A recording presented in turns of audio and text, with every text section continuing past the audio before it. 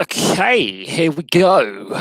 Well, obviously, hello, good evening, welcome. We've obviously got the Europa League final tonight between Arsenal and Chelsea and Baku, and of course, there's been a lot of negative headlines. There's been a lot of negative headlines in the build-up to the final. More Arsenal than Chelsea fans have travelled east. They took up more of their allocation of tickets, although the fact that over half the allocation was returned unsold is quite damning of UEFA placing the final in such an inaccessible location. Um, Obviously, all the negative headlines have been there about the price of tickets, the price of flights, accommodation, the difficulties in getting there. But obviously, I've done a preview on the match, and we have to look at what's to come in just over 3 hours' time. Kickoff's at 8 p.m. UK time, so I'll finish the live stream a little bit earlier than that, so I can get ready to watch the game. Of course, there will be a review on the game on the channel this evening, and it's unfortunate that one of the players has felt unable to travel because of where the final is in Henrik Mkhitaryan. If you're unsure about the background to that, again, the video is up on the channel, and I have to say that this is an indictment on UEFA this final. All the negative headlines, all the negative build-up. It's now time for the football to do the talking. So, yes, how nice of them.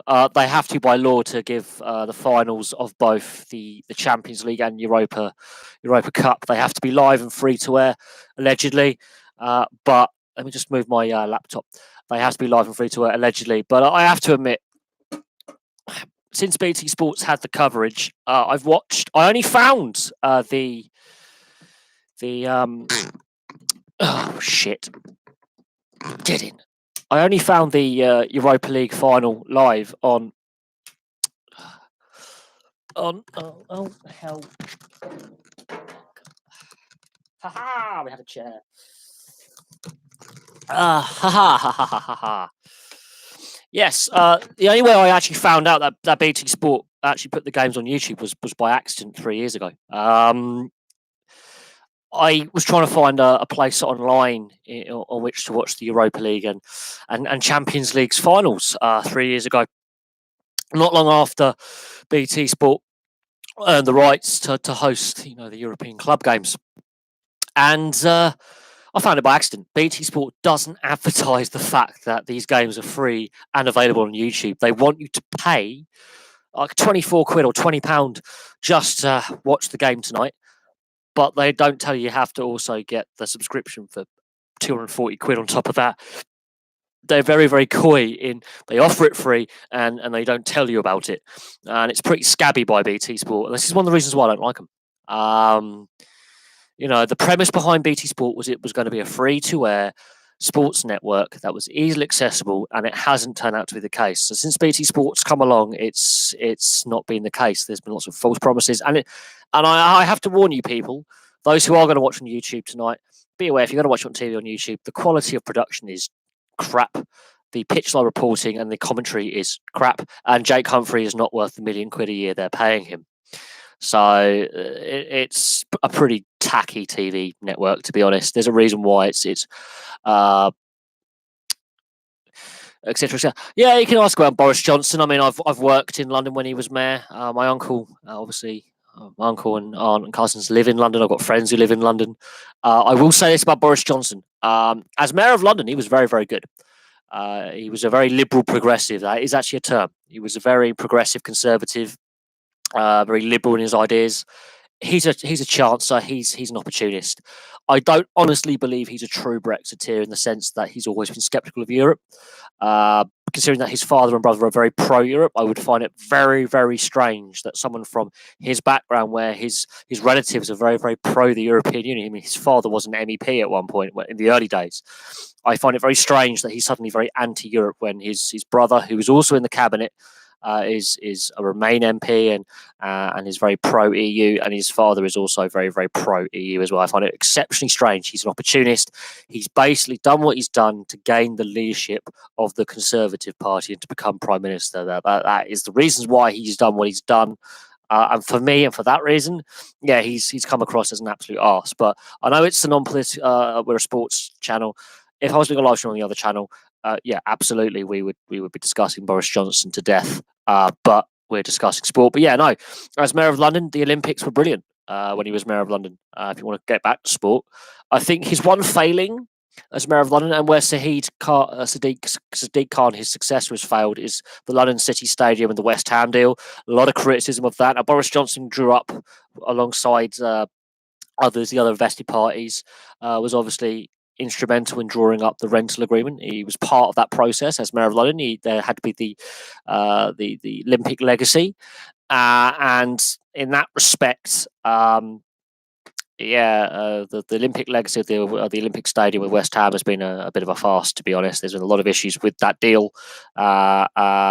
He is a keen rugby union enthusiast. Obviously, going to Eton and Oxford, you would have to be. And he is a big fan of rugby union. There is no hiding that fact. It's a well-known fact. It's interesting some of the sports that celebrities claim to follow or be enthusiastic about. But no, he's very, very keen on rugby union. But it's not surprising considering his education and his background. He's a southerner, educated privately. He's not going to support rugby league now. It's not the done thing for the upper middle classes to support rugby league. That's seen as a working class sport. But he's also very keen on football as well. But he's very open. He's very honest about his support of the various sports that he follows. He's not the only high profile sports fan who's also a high profile individual. Who, okay, obviously they have used in the past their love of these sports. They've been very, it's been part of their the rugby gaff where he flattens the Japanese child, and the football gaff where he were on Soccer Aid where he flattens German. I forget the German international's name now, and he basically rugby tackled the guy out the way. And most of his sporting gaffes are to do with these charitable events and these events designed to create interest, be it a sporting charity or like Soccer Aid. It is funny. It is interesting. But every country has their enthusiastic politician who's also a high-profile sports fan.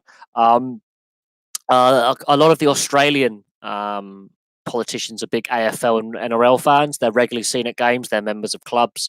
They're also gaff prone as well, which is really, really funny as well. If we can get away from Boris Johnson, who I think, in my eyes, when he was Mayor of London, I had a high opinion of him.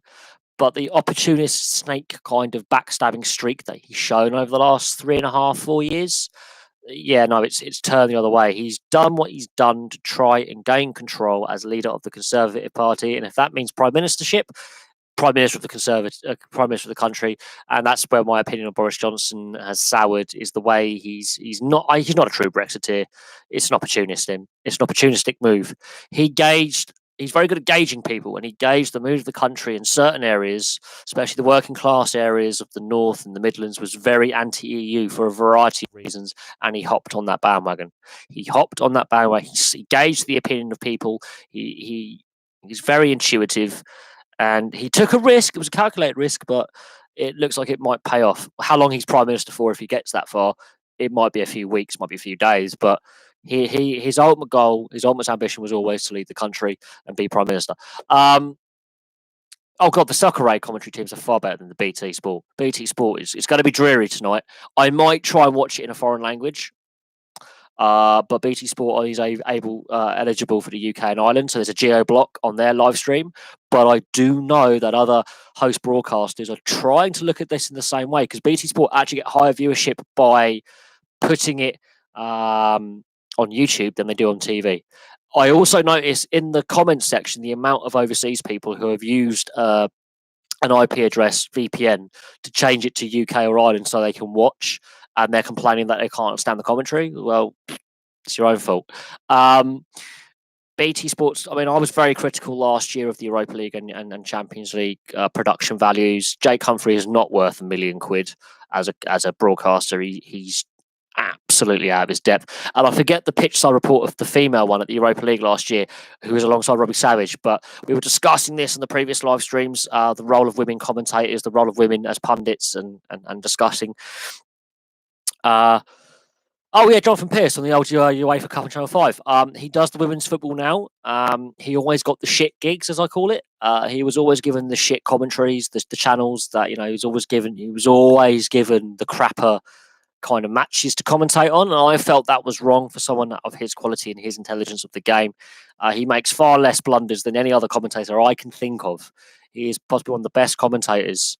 Lindsay Hipgrave, if she was, I think she was the one last year who was pitch side. She was completely hopeless, out of her depth, and it's not the fact she's a woman; it's the fact that she's just crap. And this is where I think mainstream media is panicking with this PC brigade, the LGBT, the feminazis, as I call them, the PC Nazis, as I call them, because they all are for pro inclusion and increasing participation. But the best way to increase participation is to actually have good quality role models. So the fact that they would have had to get there by hard work, and if they can do it, it will inspire girls to do it and women to do it, because they can see that this person is actually quite good at what they do. If you just promote women because they have a pair of breasts and a vagina, and that's why they're there, not because of their skills, but because they are a female, or you promote someone because of the color of their skin, or you promote someone because of their religion, and they're not good at what they do, positive discrimination actually has more of a negative. It actually it's my personal opinion. They should be there by right, not because of their gender or orientation or color of their skin or religion. And that's where it makes a complete farce of this kind of you have to be there kind of thing. We've debated it in the previous live streams. I don't want to go on about the commentary of women's commentary. Should they be pundits on men's sports? Should they have a role as commentators? There are some very, very good female sports presenters. There's some very good female pundits. And there are some equally very bad male commentators and male pundits. But Jonathan Pearce and Sue Smith, who did women's football, as a tandem, they are absolutely brilliant. Sue Smith and Jonathan Pearce is who cover the women's football for the BBC. I could not fault them. And they're going to be at the World Cup, and they're going to do a very, very good job, I have no doubt. But there are some terrible commentators. And a lot of them, are ex-players, journalists who may be very, very good at writing their pieces and coaching players or being a player themselves. But when it comes to public speaking, they're hopeless, or they're just not very good at what they are. And yeah, that's Glenn Hoddle. Yeah, obviously I can't stand Glenn Hoddle's voice. I think he's possibly got the wrong voice for commentary. But as a footballing brain, absolutely genius. It's obviously very, very sad how ill he was and how close he was to actually no longer being with us. As a player, absolutely brilliant. As a coach, absolutely, brilliant. But when I look at Glenn Hoddle, his voice, he's not got a voice for radio, and he's not really got the presenting style for TV. He's got the face for TV. He just doesn't have anything to back it up with his presenting style. I don't know if it's the rule of thumb that the second commentator has to talk utter gash, but I will say this: the play-by-play is normally the better commentator. The color commentator is normally the ex-player or ex-coach, and that's how they say in the US. Play-by-play is the standard sports journalist who's watched the game for 40 years, written articles and commentated for a donkey's years. The colour commentator is generally the ex-player, the ex-manager, the ex-coach who's got the expertise on the sport, as recently retired, and it's their first media gig. Some play-by-play commentators and pitch-side reporters are absolutely hopeless, but some main commentators are also equally as hopeless. So it's a rule of thumb that at least 1 out of 2 commentators in general talk utter bollocks. I think it's a general rule of thumb. Getting away from football, we're talking about the LA Lakers. I don't follow the NBA really. I'm really not a basketball fan, but I have done videos on the NBA. I've done videos on various bits and pieces, like the betting scandal, the history. The LA Lakers, when a team has been successful for a long period of time, the fans can't cope with a couple of bad seasons. The Lakers have declined as a team, markedly. They have massively declined. They've spent big on loads of free agents. They spent a lot of money and not got a lot of return. This happens a lot in US sports. Literally, if you are unsure about a free agency kind of based team that spent big and didn't win a lot, the New York Rangers of the 90s and early 2000s, they spent a lot of money on these free agents. They signed for big contracts, and the free agents who came in, big name players, were generally more veteran players like LeBron James near the end of their careers, and they could not maintain the success that they had when they won the Stanley Cup in '94. They fell away very, very quickly. The LA Lakers, they're going through a rebuild phase, and the Lakers don't know what a rebuild is. They're not sure on how to do it. And that's the problem. They've been successful for too long. They've had too much success. And this is what's happened with Man United. It's what happened with Liverpool. Liverpool haven't won the league title since I was a toddler. Man United haven't won, the league for a long time now as well, post Ferguson. And this is what happens. Teams are successful for a long period of time, especially those really dominant teams. And they have a losing season for the first time in 10, 20, 30 years, and they can't cope with the rebuild process because they don't know what they're doing. This is what's happening with the LA Lakers. The Sky commentary, I refuse to pay for Sky. I'm sorry, I'm not. Even though Murdoch is now sold to Comcast, Comcast have a bad reputation in the US. They're equally as bad as the Murdoch family. I do not believe in putting sport behind a paywall. I really don't. But the Sky team, when it came to the Magic Weekend Rugby League, were really disparaging about the London Broncos. There's a reason why the Broncos are in the Super League. They got there by right. The Sky commentary can be absolutely diabolical. Absolutely diabolical. I've regularly found fault with the Sky commentary when it comes to rugby union. Both actually BT as well.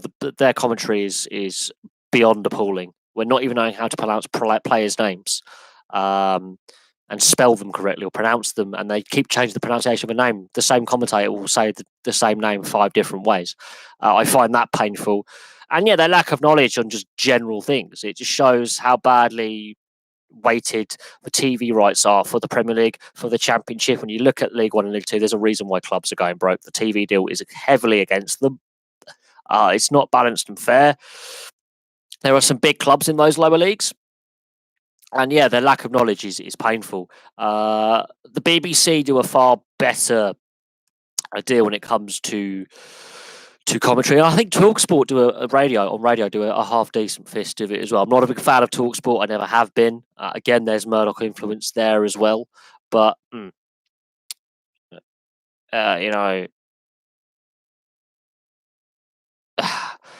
is what it is. Sailing has issues. They are changing some of the classes for the Olympics. So some sailors who've been training for years and years and years to reach the Olympic and World Championship level are having the class structure rechanged.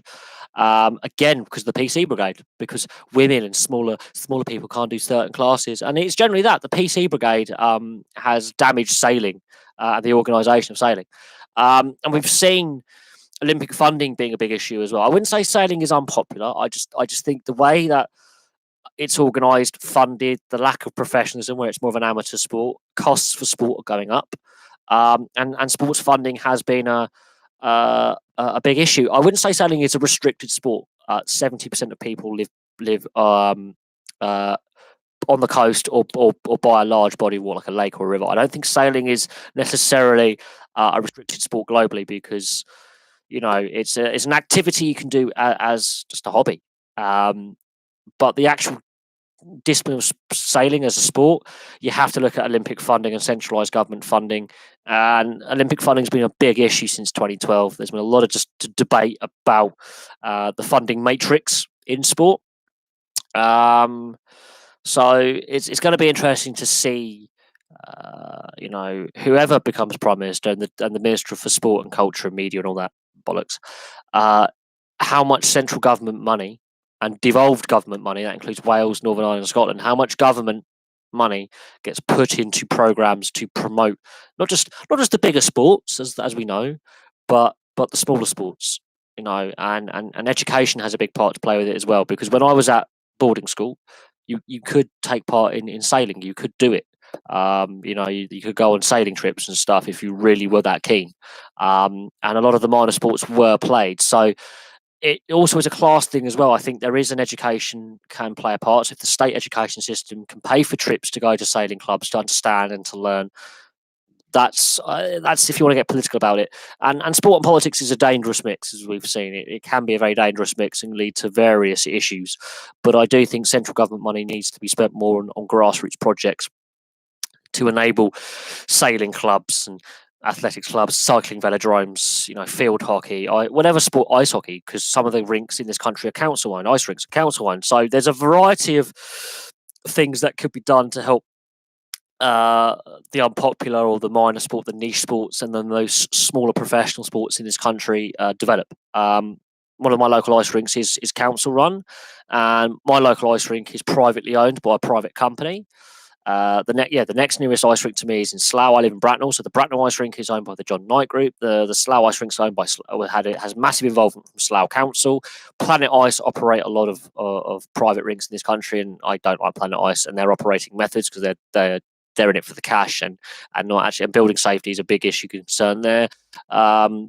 Swindon, I believe, has some council involvement in the running of their rink, and then the further north you go, there's various involvement through local authority and private ownership, mixed ownership, and there's a whole host of ways that, for example, ice rinks can be run. Widnes Rugby League ground is run by the council, for example. So local government can have a lot of involvement in sports infrastructure. So that's another thing. But that's a debate for a different live stream, and where I actually have loads of notes up and look at government spending when it comes to sport and what sports get which funding. My thoughts on Southampton this past season, I think Ralph Husenhardt was a very, very good pickup as a manager. I do think this coming season they can do a lot better than in the previous years, because you have to look at his track record with Red Bull Leipzig in the Bundesliga and the state they've been left in. They're a pretty strong side in the Bundesliga, and how he developed that team of players when he didn't actually have as much money as Bayern Munich and Borussia Dortmund. The Scholars, they have a long way to go to get there, and they might need a fair bit of cash injection to get there. But again, the issue is there's not enough rugby league played in the south of England, and if you compare rugby league to rugby union, far more clubs around the country from north to south at county and regional level play rugby union than rugby league. There's a massive divide. There's more registered players, there's more registered clubs, more schools play rugby union over rugby league at both state and private. And yes, I went to boarding school, and there are 5 state boarding schools, and I live near one of them. I'm not a toff. My family sacrificed a hell of a lot to get me to boarding school. And I didn't enjoy it. It didn't actually serve me any purpose or any benefit, apart from the fact that I learned to hate upper class people. And you can definitely see the attitudes of wealthier people over poorer people. There's an attitude of entitlement, and that's not necessarily a good thing. The London Broncos, yes, if the Super League is serious with this, and the RFL are actually more serious with this Southern expansion, with this Southern Conference kind of thing, this amateur semi-pro level below League One, they need the Broncos to be successful. They need the Scholars to go up the league structure as well. Because at the end of the day, the Broncos did obviously slip out the Super League for a couple of seasons, but they were a Super League stalwart of a team. They just weren't very successful. They do need to not only stay up, but actually be successful. They're making a pretty good fist of it this year. They're in a bit of a battle with several teams around them. They're not cut off at the bottom, losing every game. They've won a fair few games. But yes, we do need the Broncos to make a good fist of it. But they're not as well funded as they were when they were initially set up. When they originally were Fulham Rugby League Club, ironically. Yes, they used to play at Craven Cottage back in the 80s. They're not as well funded as they were in the mid-90s. That could... and then you have to look at the funding side of it. Christopher Hitchens. Well, the word Tory is actually slang from the time when Ireland was actually part of the UK. I think it's meant to mean someone who's dishonest and a charlatan or something. The Conservative Party as itself is a unionist party. Obviously, I think most of the major political parties are unionist parties, and Tory actually is Irish slang. That's where it comes from. The definition has changed. I don't think Irish slang will still have the word Tory used regularly, but it is old Irish slang. Anyway, I'll have to find the definition somewhere. I've got a dictionary somewhere, and I'll figure out where the word Tory comes from. But yes, Tory is an Irish word. The Hitchens brothers, really interesting pair. Am I a fan of either of them? No. How that's managed to get into the debate, I'll never know. We've already had Boris Johnson discussion on him. I can actually remember the day. I think it was last year. I think it was about a year ago, and someone asked me my thoughts on Donald Trump, and I ended up going off on one for about an hour. We're going to avoid that as much as possible. I do intend not to blow up with another political question, but we've had them before. But yeah, talking about the London Broncos, they do need to stay up. It would help massively to grow the game in the south of England that they initially were 20 years ago. They've had two, Challenge Cup final defeats, so they've been to the Challenge Cup final twice, and I can't be sure. Oh, they've been Challenge Cup final once. They've been to the semi-final twice, so they've had some. They've given it a go, but they do not have the funding that some of the teams do. But the Leeds Rhinos, one of the biggest clubs in rugby league, they're only a place above them. So this season is proving that you can have money and not necessarily be as successful as you think you are. And again, I was talking about clubs like the LA Lakers, talking about teams like the LA Lakers who've been successful for so long, and then a lot of their star players move on, retire, they have a losing season, and suddenly it's panic zone. They don't know what they're doing. And what I'm seeing with the Leeds Rhinos is they don't know what they're doing off the field. Who's winning the Europa title tonight? I'm going for Arsenal. Unai Emery as a manager has won it before several times, and he has that tactical nous. And Chelsea, they're already qualified for Champions League next season. Sarri's probably not going to be manager next year. Eden Hazard is leaving.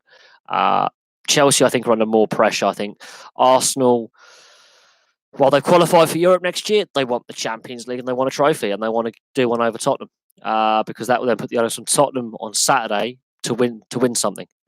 Because even when Arsenal weren't great, they were still winning trophies with Wenger, whereas Tottenham have been better than them in the league and have won nothing. And there is that kind of bragging rights in North London, as they say, North London. But I think Arsenal, they've won more cup finals more recently than Chelsea as well.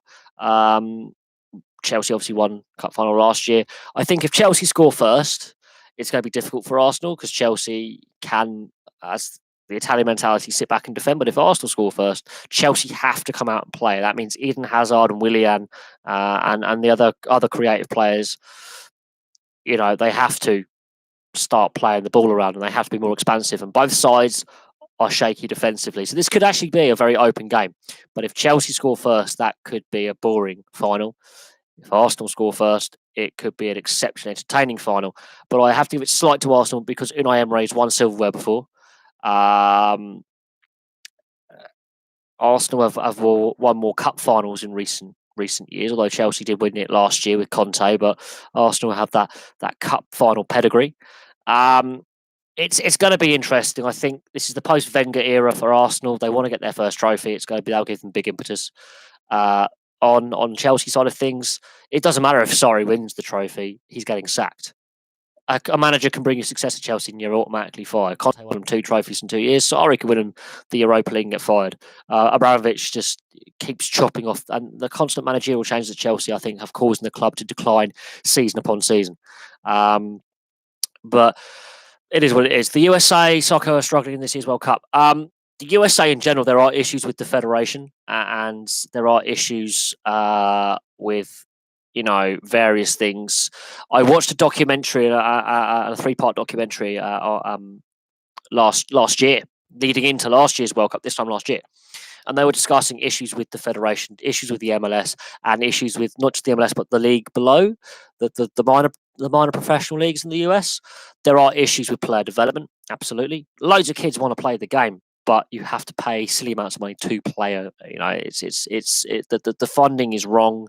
The youth system, they're trying to basically, the last 20 odd years since they had the World Cup previously, they're basically trying to make the game professional from scratch, and they're doing it, I think, the wrong way. There are issues with the US. The women's league was professional. That's failed, and that's really crucial. Plus, the US have been so successful for so long. Again, when you have this really long period of success as a national side, as a club side, and then you start losing, and you've been winning for 20, 30 years, more often than you've lost games, and then you suddenly hit this period where you're not as successful. The rebuild, you don't know what you're doing. It's plain and simple. So many clubs have been successful for lengthy periods, and then they hit that, we're having a rough season or two, and then they panic and they don't know what they're doing. Just look at Man United. Look at Liverpool. Liverpool might have won loads of FA Cups and Champions Leagues and Europa League, all that kind of crap, but they haven't won the league since 91, or 1990 or something like that. I mean, the last time they won the league, I was 6 months old, so 1990, I think, is the last time they won the old Division 1, and they haven't won since then. So, and they were dominant in the 70s and 80s, and I think part of the 60s, they were the dominant side. They haven't won since then. So I'm not sure the women will necessarily struggle, but I think they're not as good as what they were for 12 years ago. I think the women's side has declined with the US. The men's side has declined rapidly with the US. So there are issues within football in North America as a rule. But they've got the World Cup coming up soon after Qatar, and it's a three-nation host. So they've got Mexico have hosted it before, USA have hosted it before, and it's Canada's first time hosting the men. So maybe that can give that injection of impetus that both the women and men's game in the US needs. We shall see. The Raptors. Suddenly, loads of people are Raptors fans who haven't given a toss since the team's been in Toronto. They're bandwagoners. They'll disappear very, very quickly, which would be nice. Tim and Sid can't stand them anymore because they slag off Carolina for doing really well in the NHL playoffs, saying they're all, bandwagon fans, yet they're sucking up to a team from Toronto. So the media bias in Canada is obviously there. It will be nice to see if the Raptors do win it. Can that be an injection to grow basketball in Canada outside of Toronto? Because there are a lot of people who are suddenly interested in a sport that generally is not actually that interesting. I never really enjoyed basketball. Well, I will admit I watched Space Jam as a kid. I never really enjoyed basketball. I've never got into it. I think I will happily look at, the sport as the history of it, the successful teams, the unsuccessful teams, all that, the scandal, the individual salaries. I would happily do videos on it, but it's not a sport that I follow, and that's what it is. Who I think wins the Champions League? I'm going with Liverpool. I think they're still angry with last year's final, which they were in a winning position and they lost. They're 1-0 up and they lose 3-1. Plus, they have a lot of experience. They were far better than Tottenham in the league by a country mile. Tottenham, they're all, we've got Champions League, Champions League final. They've not won a trophy under Pochettino. They've choked in big games throughout his time in charge. They threw away the FA Cup semi-final last year from a winning position. They were my pick to win that. I've said for the last 3 years they have to win a trophy this season, and it never happens. It never happens. It never happens. So it is what it is. But at the end of the day, I'm going with Liverpool. They've got that big game experience, and there are players in there from Liverpool who can hurt them. And we'll have to see what happens. I think Tottenham, they have fallen apart in big games before. We'll wait and see. They've played better without Harry Kane in the side than with him in the side recently as well. So that's an interesting one that he is actually fit to play. So that's going to be interesting to see what happens there. Aubameyang and Lacazette, they are a big advantage for Arsenal. The weakness for Chelsea is they play very narrow at times. And they do slow the pace of the game. They become slow, methodical. If Arsenal can get wide early and ping crosses in, David Luiz, well, he can be good. He can also be bad. There is no dominant centre half. I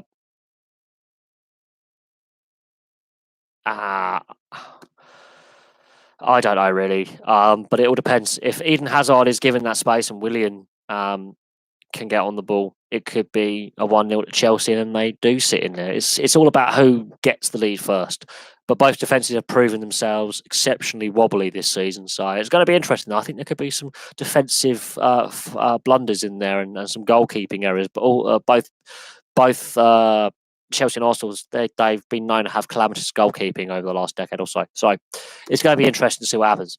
And yes, Emery has won it 3 times with Sevilla. He dominated that competition in the last decade. So it's one of them. Emery has the experience in this competition. He knows how to win it with Sevilla. He's done it before. He's got the tactics right. And I think he won it 3 times in a row. So, but there we go. On a one-off, yeah. But the issue with Harry Kane is, look at the World Cup last year. He scored all his goals from set play. He did not score a single goal from open play last year. I'm just putting that out there.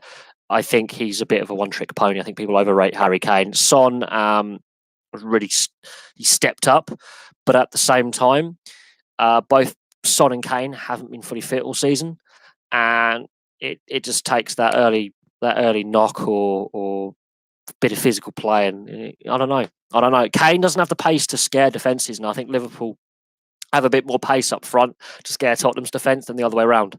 And Kieran Trippier, he's been dropped for the England squad. I think his confidence is going to be knocked if they can target, let's say, Danny Rose or Trippier or someone in defence. Vertonghen. I think Liverpool have more firepower, and you have to look at their league form. Throughout the season, they lost the league by a point. Okay, fair enough. They did throw it away from a winning position, but I will say this: Tottenham were nowhere close to Liverpool at the end of the season. There is a massive gulfing class between the two sides. Plus, Tottenham have not been at this stage for such a long time. Well before I was alive. Tottenham have not been in a cup final for so long. It doesn't matter if it's domestic or European. This is going to be a new experience for a lot of these players. They're playing on the biggest stage, biggest club game in world football. They've not been here before. Liverpool have been here multiple times as fans and as players. So I think there's the difference there. Liverpool will know what to expect from the crowd. They will know what to expect from the occasion. They were here last year. Tottenham, new experience for them. Okay, who do I think will live? Can England win the Cricket World Cup? No. I honestly believe England are overrated. There's a lot of issues. There's a lot of injuries right now. I mean, Paul Collingwood had to step in for a warm-up game. They've got a lot of injuries. The fact that the Jofra Archer, should he be in the side? Should he not be in the side? I think that's overdoing it. I think that's a distraction the team don't need. The fact Jofra Archer should never had to have gone through this qualification process because of his parent. We've seen Kevin Peterson was allowed to play for England. I think Jofra Archer should have been considered a lot sooner than what he was. And that gets rid of that argument. But it is what it is. I think England could do something, but the fact that all the games are on Sky means less people are going to want to watch, and less people are going to watch. And that's where I think England did so well last year in the football was the nation got behind them. You put it on Sky, no one's going to care. I believe Ashley Giles is still involved. Ashley Giles gets a fair bit of flack, but at the same time,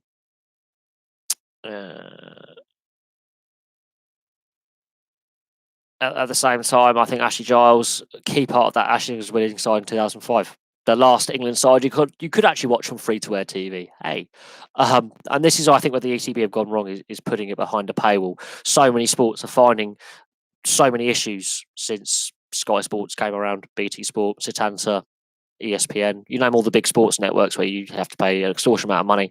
The players suddenly believe that they are entitled to a lot of cash when actually, their wages are overinflated, the transfer market's overinflated, and sport has become an overinflated bubble, which will eventually burst and it will be catastrophic for professional sport. Right. There are going to be some cricket on free-to-air TV in the coming years. That was agreed. But from what I'm aware, I think the World Cup is on Sky. And I've only seen one advert for the World Cup cricket, and it was for Sky TV. I've seen a couple of billboards for interest, but there's not been hardly any. There's been hardly any advertising. There's been more advertising for the Women's Football World Cup than the cricket. Right, Nigel Martyn and Tim Flowers. Well, as a Blackburn fan, I'm going to have to say Tim Flowers. Nigel Martyn, however, I do remember Euro 2000 against Romania, or was it against Portugal? I think it was against Portugal. We had the nightmare, and we were 2-0 up and we lost 3-2. Nigel Martyn, I don't think gets the recognition he deserves as a goalkeeper, but he was in the shadow of David Seaman at the time. He was playing, and Tim Flowers, who were ahead of him in the pecking order. Then Tim Flowers, moved on from the England setup, and Nigel Martyn becomes England's number 2. But he played for a side that in Leeds that just weren't quite good enough to win silverware. So as a player, brilliant, but very empty medal cabinet with Nigel Martyn. But for me, Tim Flowers was instrumental to Blackburn getting over the line in 94, 95, and he was also, it was surprising to me that he didn't get more appearances as an England goalkeeper. Again, David Seaman came along at a time after Peter Shilton retired, and he made it his spot for over a decade. But he was actually being challenged by Nigel Martin and Tim Flowers for that decade. He was really the dominant England keeper. Jason Gillespie and Ashley Giles. I did a video on my favourite cricket players and my favourite cricketing 11. Jason Gillespie gets in there. I would have Jason Gillespie in there. The first, I think, only night watchman to get a double century. So check that out. I think Liverpool will be the better side. Personally, for me, I think Liverpool will win the Champions League. But hey, I think Liverpool have got the foundations in place to challenge for the league for a long time. I don't think it's going to be as easy for Man City going forward as it was last year. But that's my personal opinion on that whole kind of argument. I think they've got too much for Tottenham. The league form, especially looking at how the league panned out and the gap between the top two and then Spurs, that's a bigger gap than it needs to be. Plus, Spurs were in the race for the title against Leicester City and couldn't get over the line. And their points total average is roughly the same across the last 3 seasons. They haven't really actually, if you think about it, improved as a side. They've been stuck in third place for 3 years. They haven't actually taken that step to close the gap on the 2 clubs above them. And in fact, Liverpool have actually leapfrogged them in the last 12 months. So it is what it is. Right. The Davis Cup format. I'm not a big follower of Davis Cup tennis. I will watch Wimbledon. I will watch a bit of the French Open because they're easily accessible. I've watched a little bit of the French Open. I've watched about a match and a half of the French Open. Work gets in the way. I actually do a full-time job. So really, tennis, I used to watch it more when I was younger, but the sports I really follow are those team sports, and the sports that I follow. There's that video up on the channel from last year. That's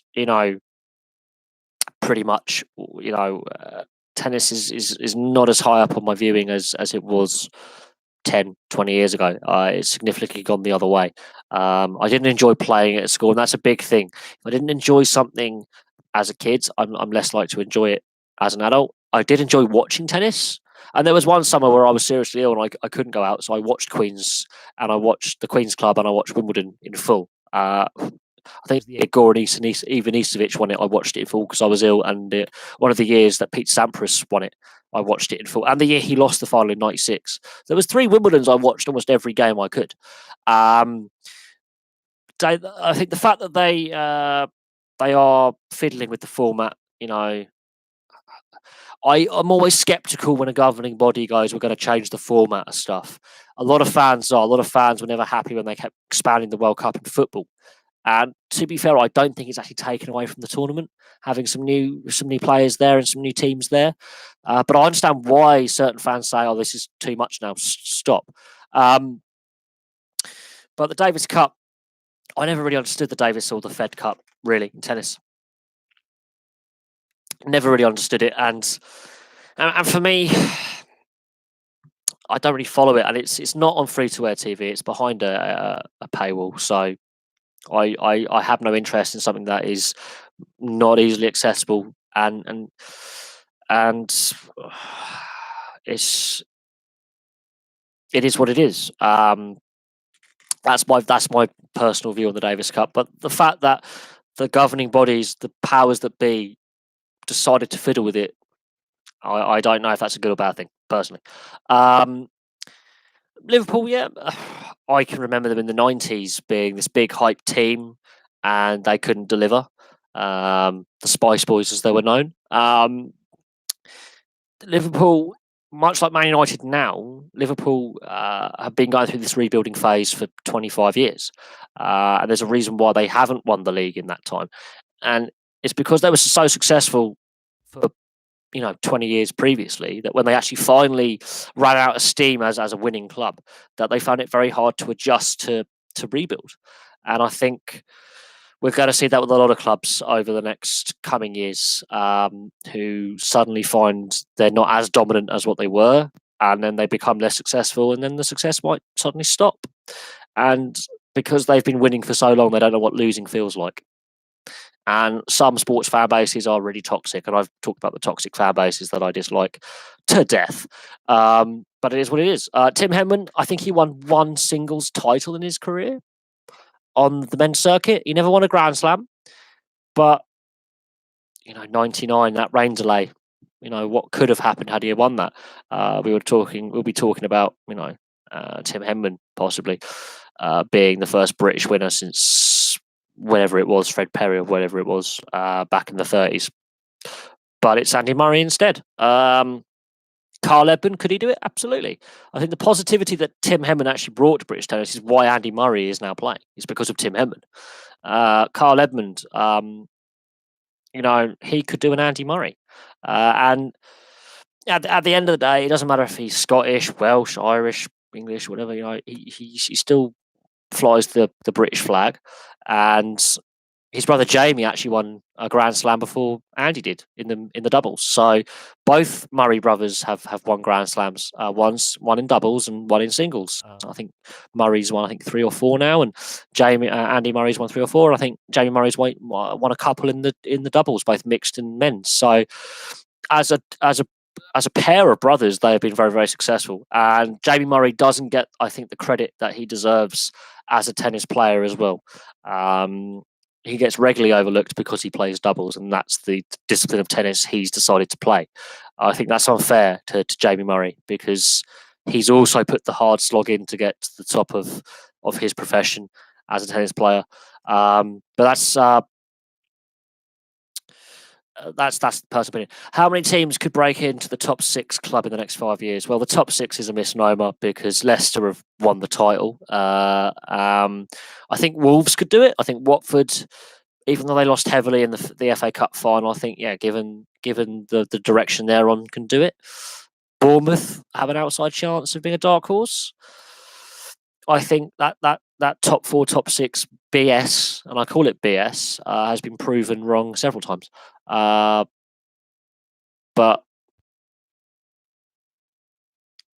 at the end of the day, I mean, I think the way they could, but at the same time, it could go horribly wrong. Just because Man City are now a dominant force. When they were first bought by Sheikh Mansour, they were hopeless, and they were hopeless for years until 2011. I think one year they conceded almost as many goals in one match by Middlesbrough than Middlesbrough had scored in the rest of the season combined. They conceded 8 when Sven was in charge against Middlesbrough, and Middlesbrough scored 13 league goals that season. So there were some times when Man City were absolutely appalling under the Mansour era. Just because since 2011 they've been the most consistent side doesn't necessarily mean they're going to be consistent going forward. Guardiola has said when he signed that lovely contract extension, I had a decent argument about the plastic fan base. If he doesn't win the Champions League, he will walk. He will go. And they have failed to progress. In fact, in the Champions League, they got worse under Guardiola than they were under Pellegrini. And the way they treated Pellegrini when they announced his successor, 6 months into that season, was pretty shitty. I think Mancini was undermined as well. I think eventually, Man City, just because they're winning a few trophies now, doesn't mean they're going to continue to do so. This financial fair play investigation, they're pulling the old race card, which is cheap on their part. PSG, they could have things. I mean, UEFA are a gutless organisation that have chased the money with. Look at the Europa League final that kicks off in a couple of hours' time in Baku. I mean, who the hell thought that was a good idea? Someone at UEFA put that forward. We give it to this city. And we could debate the pros and cons of the cup, the Europa League final, and I've done that to death in the last couple of weeks. But you have to question the ownership of some of these clubs because I don't know what it is, but a country with a shocking human rights record, where these owners are from. There's a tax dodge, and they go, but look all the good we've done in Manchester. Yeah, but you're not paying your tax, which could end poverty and the slave labour in your country for all those lovely skyscrapers that have been built by slave labourers. It's pretty much what the guest workers are in the Middle East, is they're slave labourers from poorer Muslim countries that are treated horrifically. The Qatar World Cup is another example of some really, really. You've got to look at the human rights abuses that are going on there right now. at the end of the day, UEFA have chased the money, and now I think they're starting to feel a little bit dirty about it. I don't know, but the overseas foreign ownership, I think we have to have more fan involvement in the running of football clubs. Absolutely, the best run club in this country, Exeter City, owned by the fans. Exeter City is using the German model, and they're the best run club, and they're run by the fans. That says a lot. I think this private ownership of clubs, when it all goes wrong, the Football League, the FA, the Premier League, they don't step in to solve the situation. You know, they allow it to escalate. Look at Bolton, look at Coventry. It's a joke. Private ownership is destroying, football clubs up and down the country. It's to do with the UEFA coefficient. Scottish football has declined rapidly since 1998, and I've been very critical of Scottish football. And because Celtic's failed to qualify for this season's Champions League, that's hurt the coefficient. So we'll have to see what happens with Kilmarnock and Rangers as well, if they can qualify for the Europa League group stages. I think if you have three teams in the group stages of three, in the cup competitions, it doesn't matter if Celtic end up in the Europa League again. If you can get three Scottish sides in the group stages of a European Cup competition or competitions, that's a good thing, right? That's better than previous seasons. But Scottish football has declined, and you've got to look at the national side as a symptom of that, and you have to look at Scottish society as a symptom for that. And the fact that Celtic keep winning, it's not good for Scottish football long term. I know you can always say, oh, but we're winning, success. Yeah, we're happy as fans, but it's not good for Scottish football long term. It really isn't. I think it's more damaging that the same name gets put on a trophy year after year after year. It just sums up. I mean, I will admit this season more competitive, but it sums up the state of a league when the same team just wins it constantly, and there is no change and break in that winning streak. It doesn't do Scottish football any favours that Celtic keep winning. Much like when Rangers were winning all the time as well back in the day, did no favours for Scottish football. Now that Celtic are winning all the time, it's doing the development of the league and the interest in the league not a lot of favours. It's actually, I think, more harmful. But that's my personal opinion on that. You're a Celtic fan. You're going to disagree with me. But if you were to say if Kilmarnock were to pull off an upset next year and win, that might actually be the injection that is needed. But look where Italian league football is now. It's not the top European league anymore. It was in the 90s and 2000s. It's not the top European league anymore. And that sums up when Atalanta are the third best team in Italian football this last season. Atalanta qualified for the Champions League. That sums up how far Italian football has fallen. That Atalanta pipped Inter for the Champions League spot. That just says it all. I don't know what else to say, really. I mean, I think there is a connection because the quality of player also is lesser now than what it was in '98 when they last qualified. And I actually remember watching them play Brazil in a World Cup in 1998, and they didn't lose badly. They weren't played off the park. I think they lost 2-0 in the end. I think one of the goals was an own goal as well. The quality of Scottish player being produced is not on the same level as well. And the lack of, a different name winning a trophy. It doesn't matter if it's a league trophy, a cup trophy, a league cup trophy. The fact that Celtic have won the treble 3 years in a row, which should be a near an impossible task. The fact they've done it 3 times in a row, yeah, that's not good. That's not a good thing. Celtic will get hammered in the Premier League. They would get destroyed. The debate was about 15 years ago, before Rangers really hit the shits with their financial problems, was to put Celtic and Rangers in the Premier League. That didn't take into consideration travel distance. The nearest club would be Newcastle.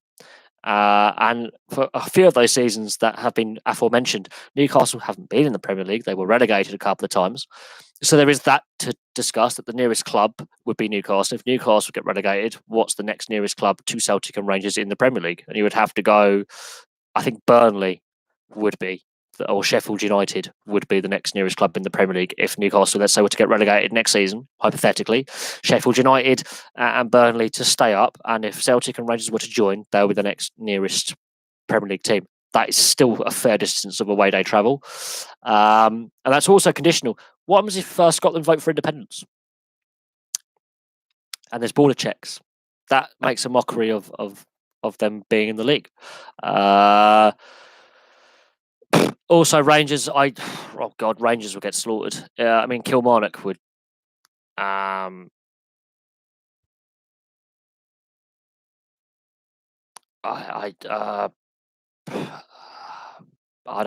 don't know. I honestly don't know. I personally, I don't think. I honestly don't think they would be successful.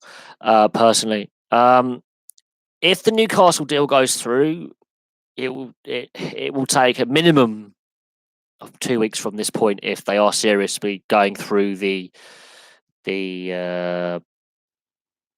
process of proof of funds and fit and proper persons. Normally takes 2 to 3 weeks, so it will be next month at the earliest before any owner is announced. There is a period of that transition paperwork period, but we've seen with the whole Bolton situation that it's a farce, and there's a whole host of it's not quite there. It's not quite there yet. I think the fact that 2 previous bids in the same region of money have failed says to me that this may be a bit further away than Newcastle fans think. I honestly think that. But the question about why did Brendan Rodgers leave? Yeah, money does talk, and I don't think Celtic. If you take about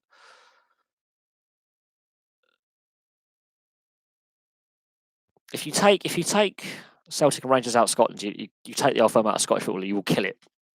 Plain and simple, you will kill Scottish football if you take the old firm out. All the councils in Scotland vote SNP. No, they just see the SNP and Lib Dems are the only 2 Remain parties that contest in Scotland at the moment. Labour have fallen apart completely off a cliff, and the Conservatives were battered.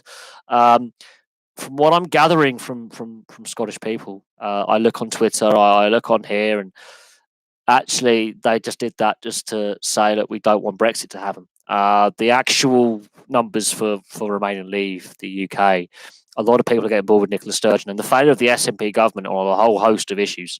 There's a lot of Scotsmen work with me down south here, where I live and work, and they've been saying there's a reason we're here, not in Dundee or Glasgow or Edinburgh or wherever it is. There isn't the work for the working class man, and you take away that lovely Barnett formula. Yeah, there's some problems there. But then people argue, but the Scottish companies contribute X amount more to the UK economy. Then you go, yeah, but those Scottish companies, they're registered in London.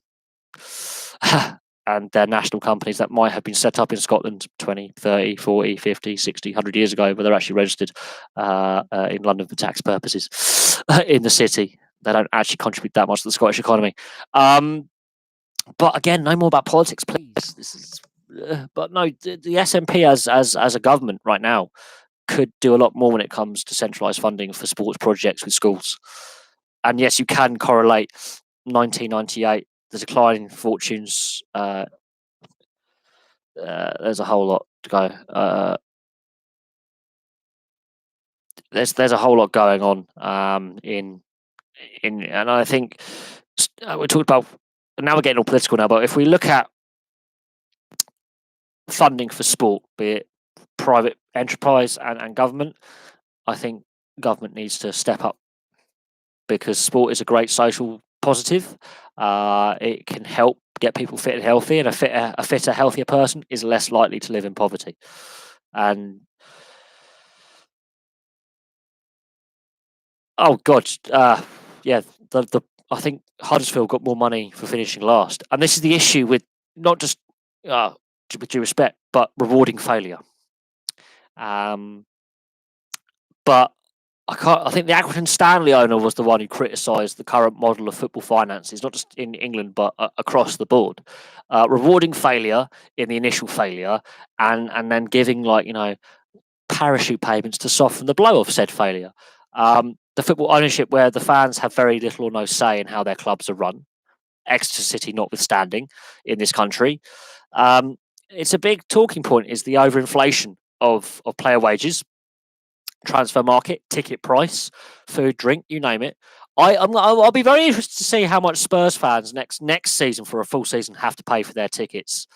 And if they don't win the Champions League, that's going to be really interesting.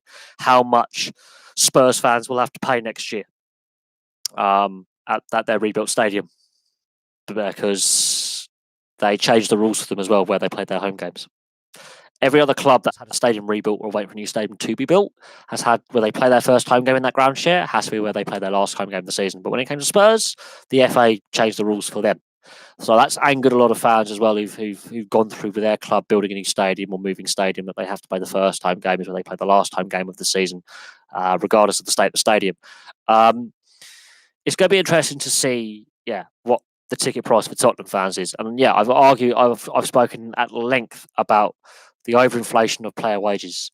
If you go back to the 80s, the average salary of a top flight player was £60,000 to £80,000 for a top end talent star player a year. 80 grand a year. Now it's 80 grand a week. Is a rough guide for a half decent Premier League player is 80 grand a week. So the wage inflation is stupid.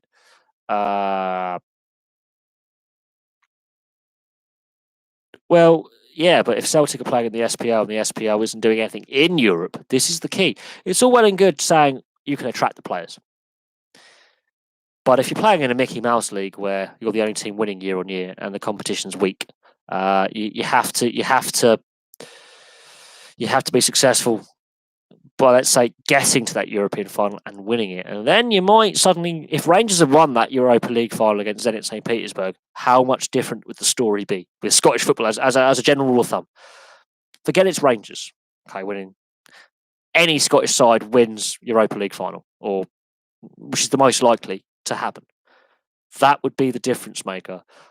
Rangers didn't win that final. They lost that final. And 11 years later, here we are. But if you give Celtic the finances, what about the rest of the league? Because, again, it becomes more of a one-sided league than it was before. That's another issue. You need to have the competitiveness level from the other teams that will also drive quality drives excellence. And if you've got more teams, competing and fighting to win that title, they're going to want to also develop players rather than just also bringing them in. It's expensive. You want to develop players, and that will then, in turn, because it's more competitive at the top, force the clubs to develop their own talent to save them money. And then it becomes, okay, we found the talent, we've developed this star player, and it gets better. That's where competitiveness drives excellence, and excellence drives competitiveness. If you're uncompetitive, the excellence isn't there. And that's what's key, is being competitive and fighting tooth and nail and clawing, and having, at this season we had 5 different teams lead the SPL. I don't think that's happened for donkey's years. If that could happen again next season, absolutely, clubs will want to invest in their youth systems if we're just saying on paper, the players they have on paper, it would be interesting. But at the same time, if you have real data, if you were to put clubs now with the finances, most of those clubs go broke. There's not enough money in Scottish football. What you need is a new name on that trophy to increase the interest in Scottish football to the wider casual fan, not just in the UK, but around the world. And that's how you do it, because there are nations of a similar comparative size in population to Scotland who, like Croatia, for example, World Cup finalists this past season, just gone. They are a similar population size. They got to World Cup final and they keep producing top quality players. Why is that? Bearing in mind, in my lifetime, that country has been devastated by war. Scotland hasn't been bombed by the Luftwaffe for over 75 years. Croatia between 91 and 95 was a war zone, yet they keep producing star quality players. Why can't Scotland? And I'm using that as an example because there's a hell of a lot less money in Croatia than there is in Scotland. And that is something, that's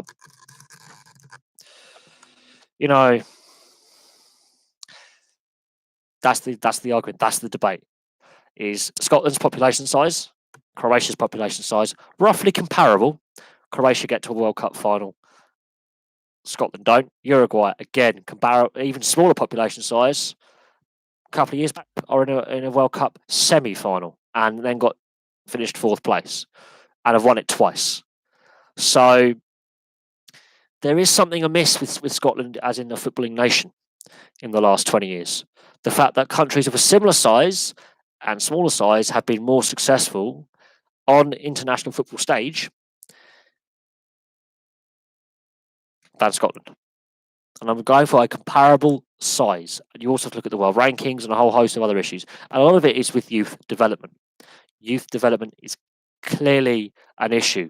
It's not just quality of the players you currently have, but also getting those young players to be at a high enough standard, not just to play in the domestic league, but also to play outside, not just in England, but actually across the channel in Europe. It's just it's just interesting.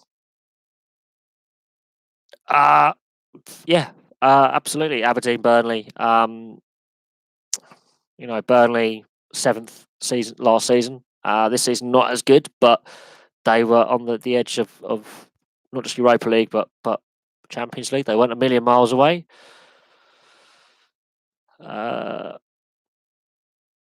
But it's going to be interesting if Kilmarnock can have a good Europa League run, for example, and Rangers, and also can compete with Celtic in the SPL. Bear in mind, Kilmarnock got a record points haul, so they've already got something that they want to build on. Rangers, great bounce back under Gerrard, the Gerrard effect.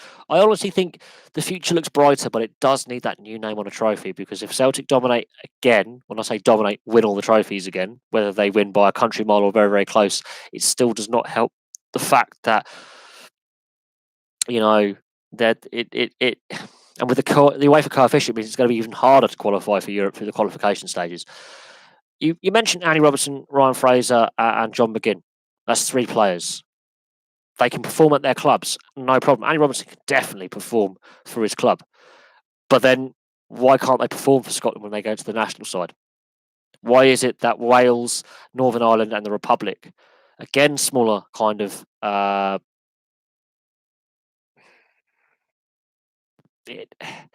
why have they qualified more recently for tournaments than Scotland? Bear in mind, Scotland's actually, they've got the biggest population out of Northern Ireland and Wales and Scotland. They've got the biggest population, bigger population side, bigger player talent pool. Yet they can't qualify for a tournament. There are more ills than just Celtic winning all the time or Rangers being the dominant force. There are more ills, and it comes with player development. And but I also asked this question: who developed Ryan Fraser, Andy Robertson, and John McGinn? What academy did they end up at? These are the other questions you've got to ask. Is why countries of a smaller or comparable size can be more successful at international level than Scotland. And we've debated Scotland a lot to death, but talk about the EPL question. The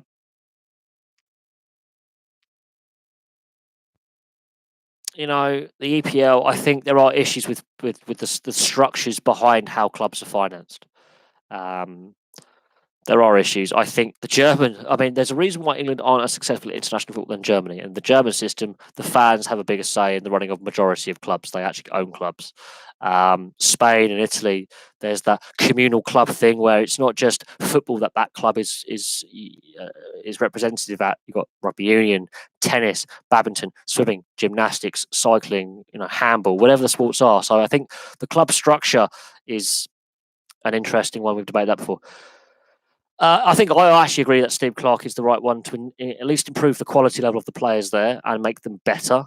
And I don't think some of the more senior players who aren't pulling their weight will be around very long. I think he's going to improve what is expected of them, and he's got a track record of making players better anyway at whatever stage of their career. He's got record point totals for West Brom and Kilmarnock in their respective leagues. Now, different budgets, obviously, and different quality available, but he made those sides better than what they were before he took over. I think he possibly should have stayed at Kilmarnock another season, but with the whole mess that is Scottish football at the national level, I think the Scottish FA needs restructuring. I think the SPFL needs a restructuring as well, because I don't think they're leading the game in the right direction. Because a lot of the media stories that I read, a lot of the articles I read are very negative about the SPFA and PL, and the SFA. A lot of negativity, and the responses on social media, from the average fan, they've had enough with how the game is run. And while it's all good that you've got a couple of good young players and young prospects coming through, there are only 3 players. You haven't got, what else have you got? Andy Robertson, Liverpool have done great things with him. Ryan Fraser. And then you've got John McGinn has scored a crucial goal for Aston Villa, but why is it then when they go to the national side that they really struggle or withdraw from the squad feeling a little bit under the weather, and then the team go on and lose 3-0 to Kazakhstan and struggle 2-0 against San Marino? There are other issues. I think Steve Clarke, he's got his work cut out, but I think he is the right man to possibly, if they can get to a tournament and actually play some tournament football, absolutely, they can go in the right direction. But as it currently stands, they are so far off tournament football that it's going to be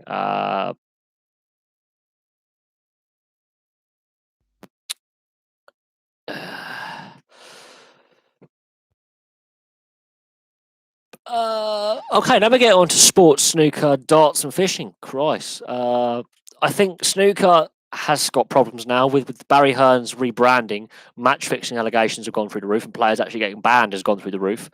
Darts, I've completely gone off darts. It's just fat blokes lobbing tungsten at a corkboard and loads of pissed morons in a crowd, basically being pissed morons in a crowd. He did do a lot for fishing, though, and he is an amateur fisher himself. He's an amateur angler. But at the same time, that is a very niche sport in itself. Snooker did need a revamp, and not all the players were happy, and not all the purist fans were happy with it. But there are issues with snooker. There are issues with darts. Just because Barry Hearn's made it a bit more colourful and a bit more sellable to the average fan in the street means revenues are up. There are a lot of problems, especially with snooker, with match fixing. The amount of videos I've done on players who've had betting offences, match fixing, suspensions, bans, there are issues there. And I think with the amount of money corrupts. It does. And at the lower levels, there's still not the money there. And more players now playing, and they're going to be tempted. And they are going to be tempted to put their hand in the pot. While he has reinvented some sports and made them more popular, and the uptake, even at amateur level, is there. And I've got a friend who plays in the BDO dart system. He's ranked really lowly, but he does play in the BDO darts system at semi-pro level. He hasn't quite reached that breakthrough season. The BDO is nowhere near the PDA anymore. Barry Hearn's, I think, really changed the direction of darts. But there are issues underlying, and snooker with match fixing, they're becoming more prevalent since his changes have come in. So while there's been some great things done with snooker, more popularity, more people playing, more people watching, there are some dark sides there. Barry Hearn, I think, while he has done some great things, I'm not overly a massive fan of Barry Hearn, and especially with the snooker side of things. I've actually got off snooker, not because of the entrance music and all that kind of stuff. That's kind of, I can live with that. But with the sport now becoming more prone to match fixing and corruption and allegations rising at so many top profile, even John Higgins has been linked with match fixing more than once. Maguire's been linked with match fixing. Stephen Lee's been done. Yeah, there are issues with snooker that are an unintended consequence of the explosion of the sport in the last decade or so. And it did need rebranding. It did need freshening up. But yeah, there's a definite negativity side to it. And as a sport, and you notice this with a variety of sports, as more money gets pumped into them, the chances for corruption grow. And I watched several documentaries on match fixing and corruption in sport, and some of them really are damning, and really, it makes you wonder why. And football, a sport we've been discussing almost to death, has, just this week in La Liga and Segunda divisions, 7 ex-current and current players have been arrested and investigated for match fixing allegations in La Liga. So that brings the whole of Spanish football into doubt. There is a match fixing scandal going on in Spanish football, and no one wants to talk about it. No one wants to talk about it. And that is concerning. We've had match fixing allegations in a variety of leagues, and yeah, Barry Hearn. I mean, when a sport needs rebranding or a club needs a little tweak to their image, they go to him and other promoters like him. There is something I don't trust about him. I'm not a big fan of some of his gimmicks, and every sport he's touched, there's been allegations of corruption around it.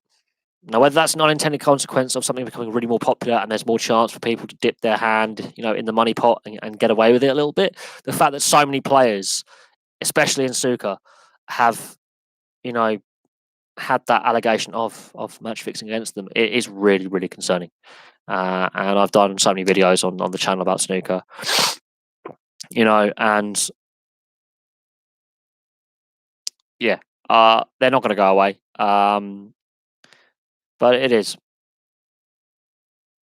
I haven't seen that snooker movie yet, but I'm not overly a big fan of sports movies, actually. Movies about sports, I'm not actually an overly big fan of them. I've never really have been. I mean, the Mighty Ducks and Space Jam, they're more aimed for kids because they're Disney, Warner Bros. And Disney films. But I'm really not a big fan of sports films as a general rule of thumb. And they don't tend to do well at the box office, ironically, sports films. The only sports film that I really actually enjoyed as a serious piece of drama was Chariots of Fire, about the runners. Years and years, 100 years ago. Chariots of Fire, I think, is the only sports film that I can actually. Abrahams and Little. I think it's pre-World. I think it was pre-World War One. I believe. I think it was 1906 Olympics or 1912 Olympics, something like that. I think that's my favourite sports film, which is based around the sporting achievements of two men and the other men that were training with them, and their story. One was a Scotsman who was deeply religious, and one was Jewish, and they both faced hurdles put in their way. No pun intended there. The Rat Pack. I think that's it. I do believe that's it. I think there's so many sports films out there. The comedy ones like Happy Gilmore on the Longest Yard, I can live with that. Mean Machine, I can live with that because they're parody films. They're not actually based on real events of a real sportsman or sports team. I've got Days of Thunder. That's, I think, one of my other favourite sports films because obviously it's NASCAR based, and they actually do have real drivers playing themselves, including the late Dale Earnhardt Sr., who plays himself in the film, ironically. But again, for the most part, I'm not a big fan of them. I never really have been. I never really have enjoyed that kind of that sports film kind of feel. I love sports documentaries, though. Sports documentaries, absolutely. You can, that's. I love sports documentaries, especially how a team won or this scandal or this moment. But when it comes to films based upon said like Goal, for example, what a pointless film that was. I'm not so keen on them. Yeah, Barry's Smart. If the players and myself can make an extra couple of quid, well, what's the harm in it? Well, and yeah, there's corruption there. Whether he's deliberately involved or he's allowing it to happen, it then undermines the integrity of the sport you're promoting. And if fans believe or sense that the fix is in, they will tune out, and it will undo all the hard work that has been done over years. You have to look at sport in Asia, especially Southeast Asia and Korea, and how corrupt it is. and you have to look at the empty stadiums and empty arenas because fans have worked out this is fixed. These players are cheating to win or cheating to lose or have agreed to draw the game or whatever, and it's fixed. And organised crime has killed sport in its own country. And so that's where these match fixing gangs started out in Asia. They've ruined the competition in Asia, and now they're looking overseas at other sporting markets to get their sticky fingers in. And the scary thing is, there's only one country in the world that has a dedicated police unit that looks into sports corruption, organised crime involving sport and match fixing, and it's Australia. They're the only country in the world that has a dedicated police unit. All the police forces in Australia come together at federal level, so they send their best investigative officers from the Northern Territory, Canberra, Western Australia, South Australia, Queensland, New South Wales, Tasmania. They send them all together to a centralised task force to look into match fixing. Every other country in the world, they rely on their fraud departments or their organised crime squads to pick up the case and pursue it. And they don't have a dedicated unit that will liaise with the sporting leagues, the clubs, the individual athletes, the sports federations to actually tackle what's going on. That's terrifying. That is terrifying. And other sports like cricket, since T20's come along, match fixing has gone through the roof. Allegations and convictions for match fixing have gone through the roof since T20 was thought of and come about. It happened before with Hansi Cronje and a few others, but since T20 in the last 15 years, match fixing has gone through the roof. And allegations and alleged match fixing allegations, they come out on a weekly basis. You had, it's unnamed England players, Sri Lankan players, Australian players, Indian players, Pakistan players. It's gone through the roof, and it's not going away. So you inject a shed load of cash in there. Not only does the sport lose something a little bit when you over commercialize it, but the top end players are getting this big money, and the mid to lower range players, the mid range players want decent money. They can get by. It's that low level player, that young player, or that fringe player, or that journeyman player who's not earning a lot of money at whatever level of the game he's in, and he dips his hand in. He's going to be tempted, and that's where there's issues. And this is why football's ripe. Football's full of match fixing allegations. I watched a very good documentary about football corruption. Stunned me. Absolutely stunned me. I was aware it was happening, but the sheer extent. We're talking about Division 5 in Germany. These are amateur players. Matches fixed. Kids youth football in Canada, in Toronto, matches fixed. That's how far it's gone now. That's how insane it's become. But we could debate Barry Hearn and my view on Barry Hearn, to death. But for me, my opinion on him, I'm not a big fan. I'm not a big fan. For all the good he's done for snooker and darts, and how he's injected this life back into two struggling fringe sports, as I'll call them. A lot of people class them as pub games. The damage done as well, and the undercurrent of corruption, especially with snooker, you lose something, and fans will eventually, if enough corruption allegations come out, will turn their back on the sport, and then you're back to square one with a struggling sport again, but for different reasons. That's my opinion on Barry Hearn. I'm not going to hold back. I'm not going to be, oh yeah, he's great. No, there is a sinister side to him and what he's done and achieved, and what he's done for these sports, and the negative side to it. There's definitely some concerns there, but that's personal opinion. Is he corrupt? I don't know. But if his personal motto is, if myself and the players can make an extra couple of quid, what's the harm in it? Yeah, I think there's enough debate and doubt there to go, he might be a little bit crooked. But we won't know unless someone outs him as a crook. But anyone who's a boxing promoter or anything like that, or like a promoter, when it comes to especially individual sports like darts and snooker, where it's the individual rather than a team. We've seen with boxing, there's allegations of corruption, UFC, all over the place. MMA. Those are sports that are filled with corruption allegations. players, throwing fights and throwing fights, taking a knee, diving, dodgy points decisions, technical knockouts that aren't technically knockouts, dodgy judging. Yeah, there's a fair bit going on in boxing. And Barry Hearn is one of those guys who also promotes boxing. And he's got his son Eddie Hearn as well. I'm asking a lot of. I've gone off boxing, but that again, it's personal opinion. Other people may see the situation differently, but when you inject large sums of money into sport, those teams or those players who are lower down or on less money, especially individuals, doesn't matter if it's a team sport or an individualistic sport, those at lower levels in the sport will see the top wage earners and the mid-range earners earning a lot more than them, and they want to get to earn big money.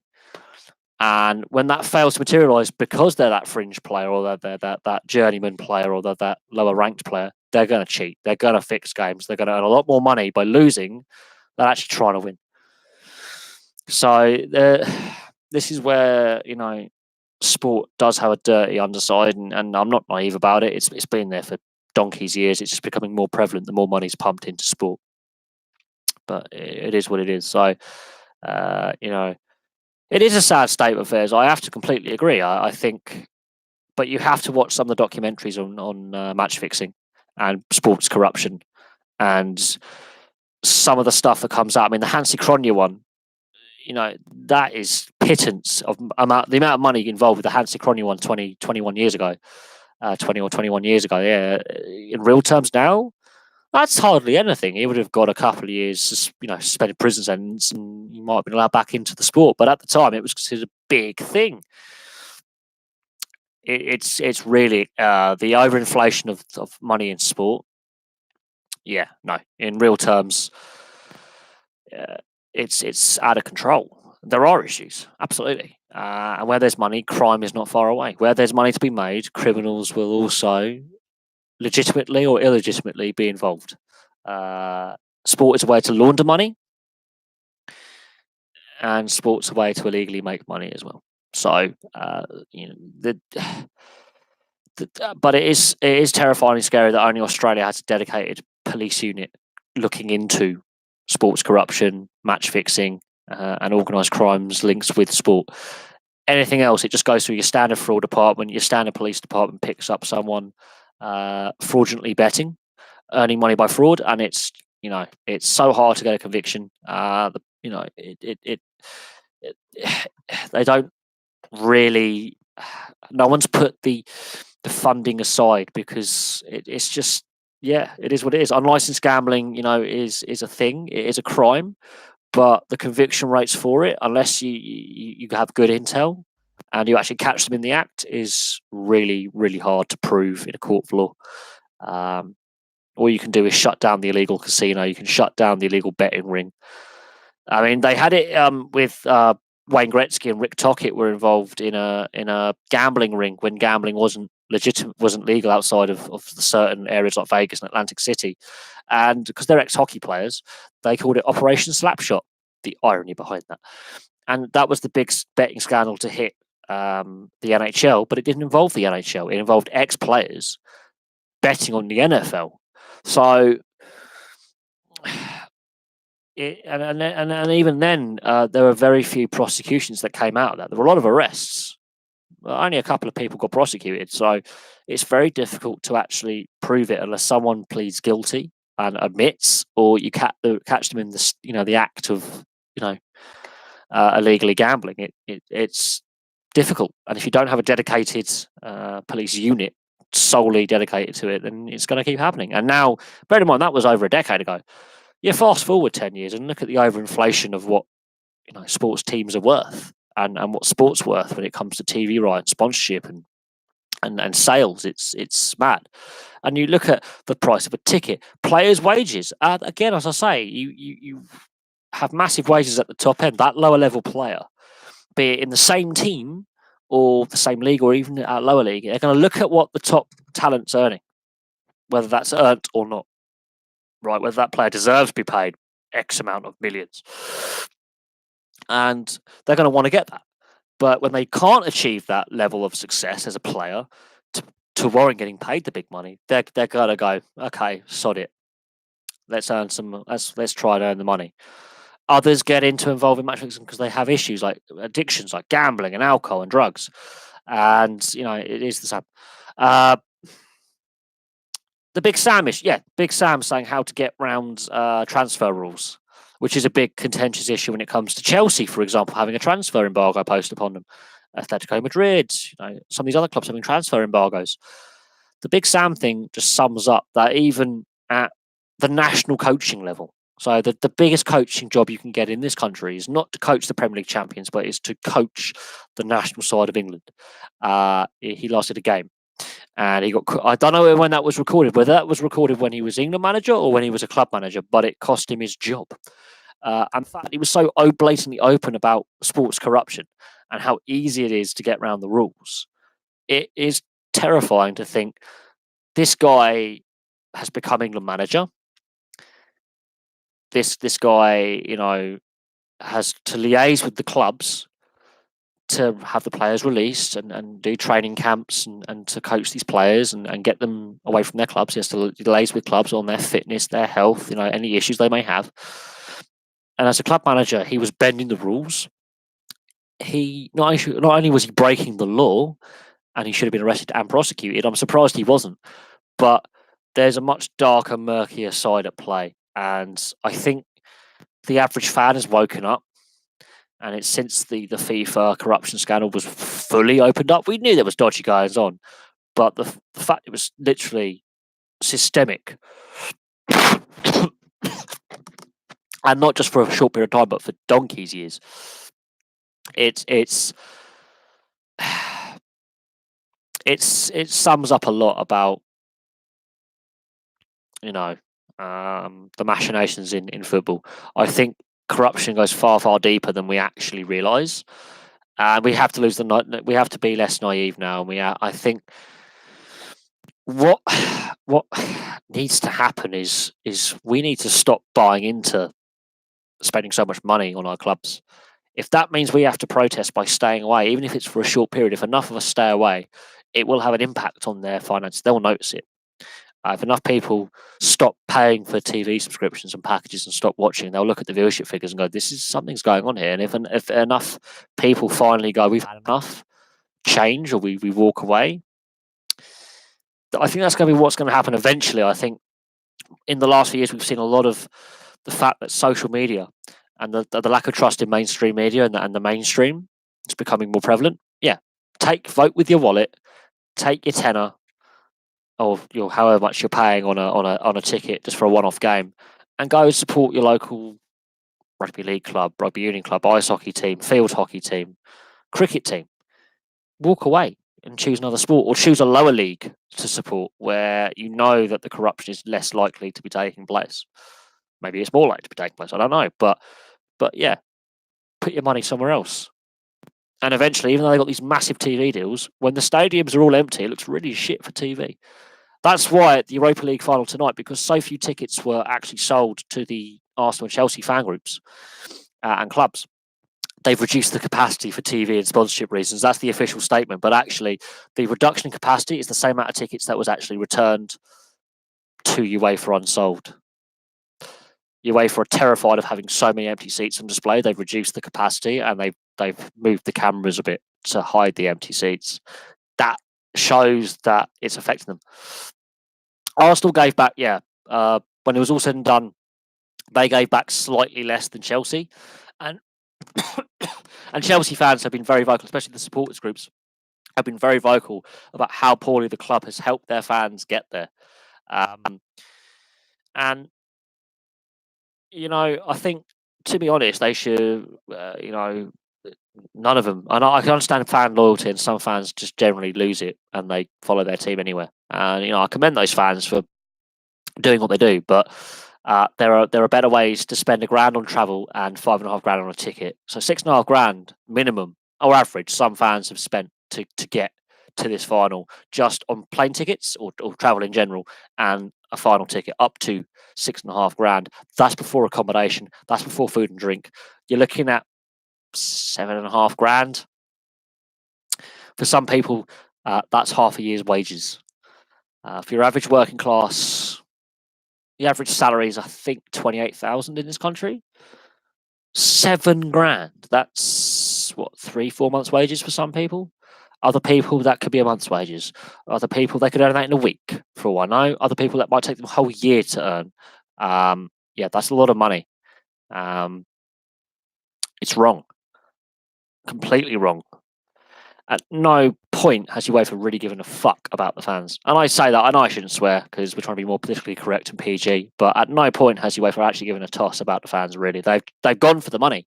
That's why on their resale site, tickets are so expensive. I looked at the actual bands for tickets, £5,500.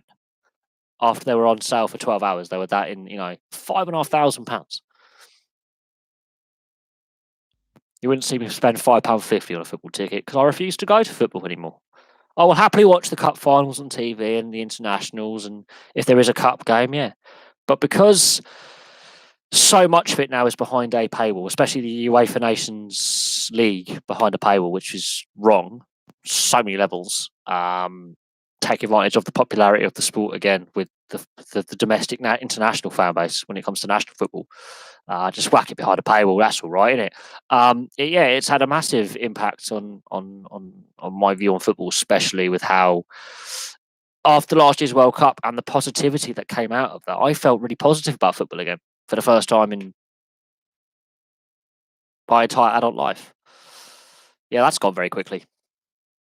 The build up to this UEFA Cup final has really summed up to me just how shitty the governing bodies are and how little they actually care about the average fan in the street, because it's now become the rich fans game and the celebrity fans game. It's not the common fans game anymore, and it hasn't been for a long time. And it's one of them. I mean, the World Cup really got me back in love with football last year, and now UEFA have gone and fucked that, haven't they? And I think a lot of fans have had enough, and they're staying away, and rightly so. I think I was hoping more Chelsea and Arsenal fans would stay away, but I don't think yeah, I understand that Arsenal are playing to get into the Champions League. I completely understand it. Very much Champions League qualifying stages, by the way, because Chelsea finished above them, and it would be weird otherwise.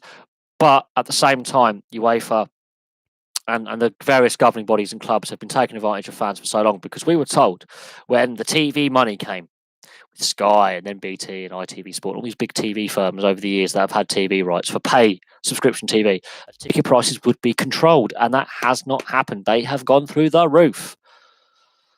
Okay, ticket prices have been extortionate for years, and we were told the lie that we were told that ticket prices would stay nice and low, be affordable for fans. Now it's on this, the TV money's coming in. Yeah, fuck it, has it? The players got greedy, the clubs got greedy, and they wanted to milk it for as much money as possible.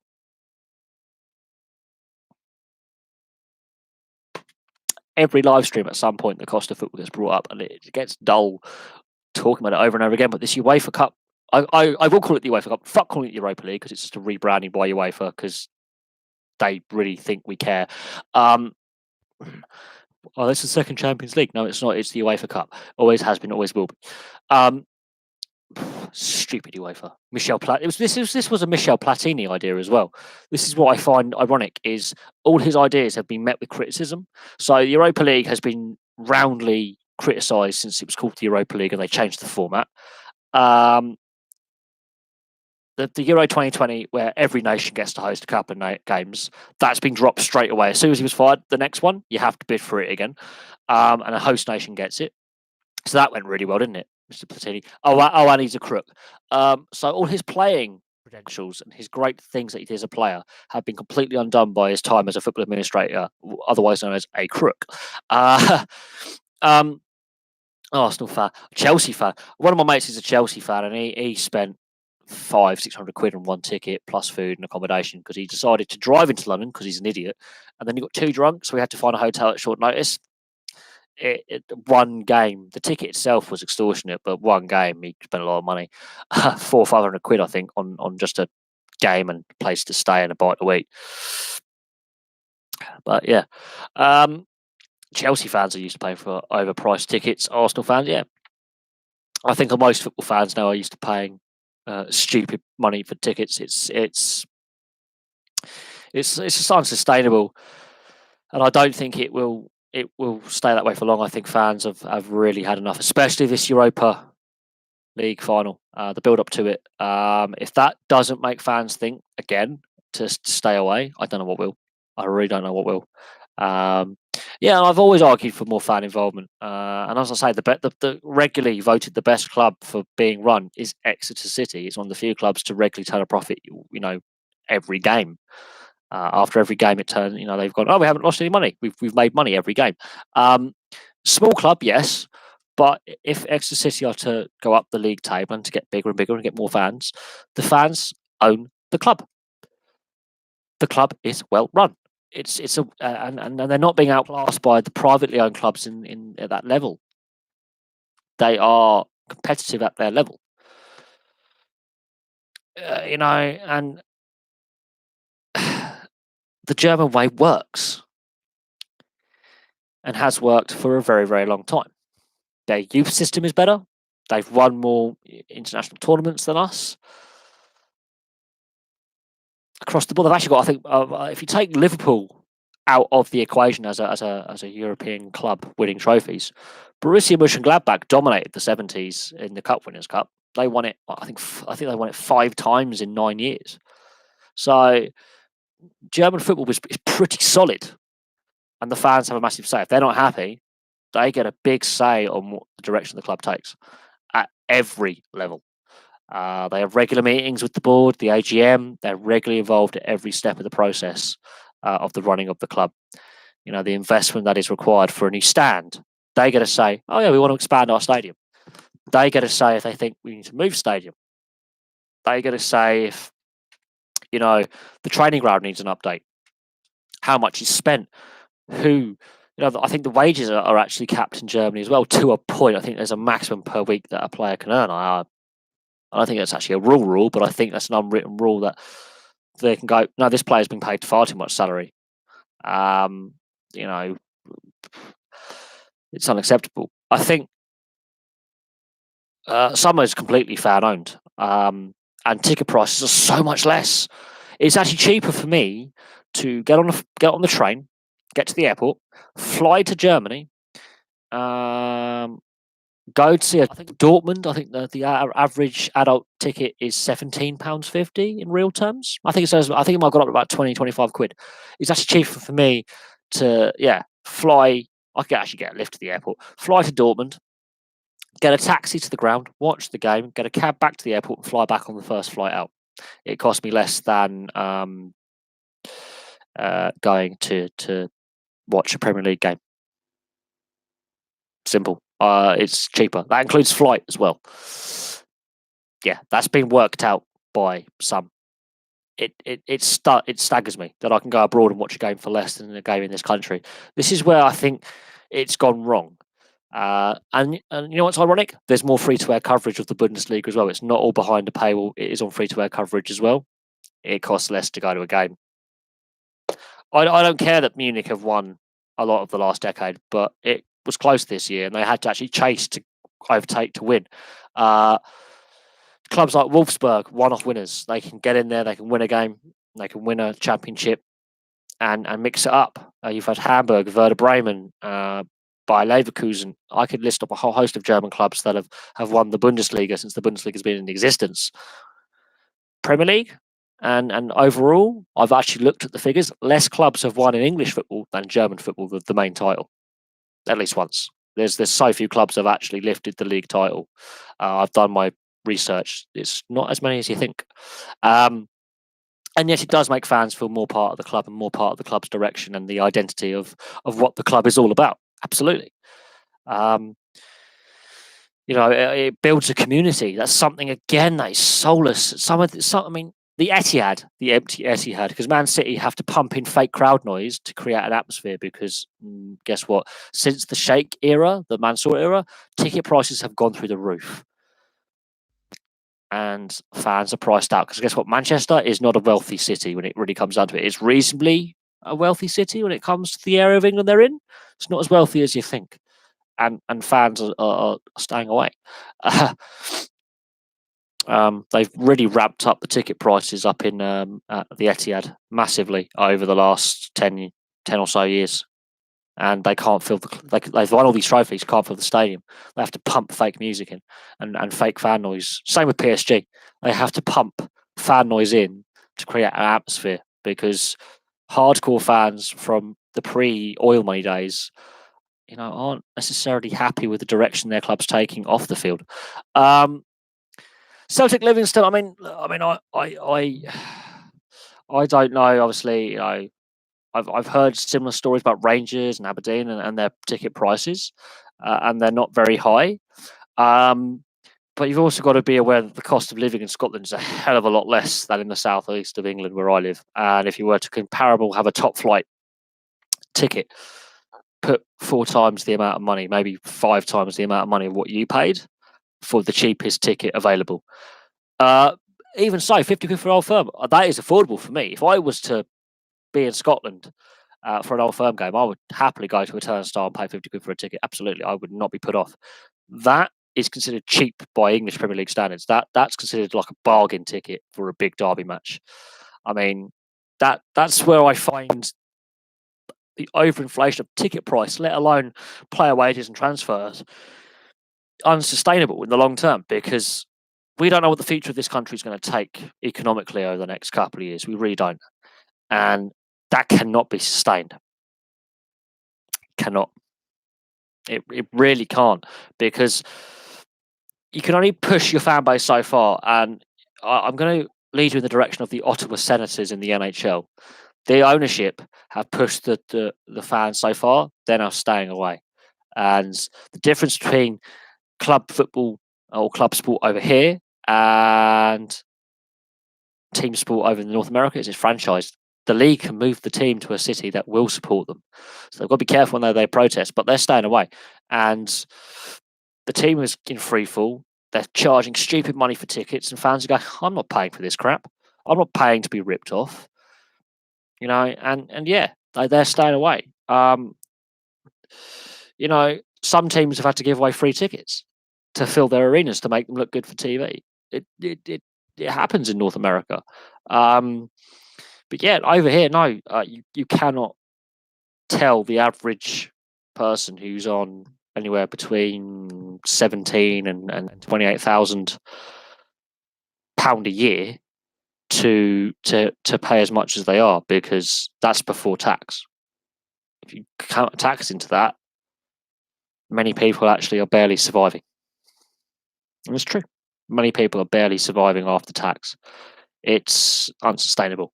How you doing, Mr. Newcastle? Yeah, how you doing, mate? It's been a while. Yeah, it has been a while, but I haven't done many live streams in the last 6 months. I've only started as the light is better, the days are longer.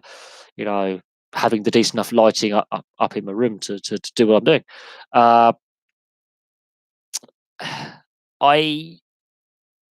Good to see you, and you can put your questions about the Newcastle attempted takeover because that's not a done deal.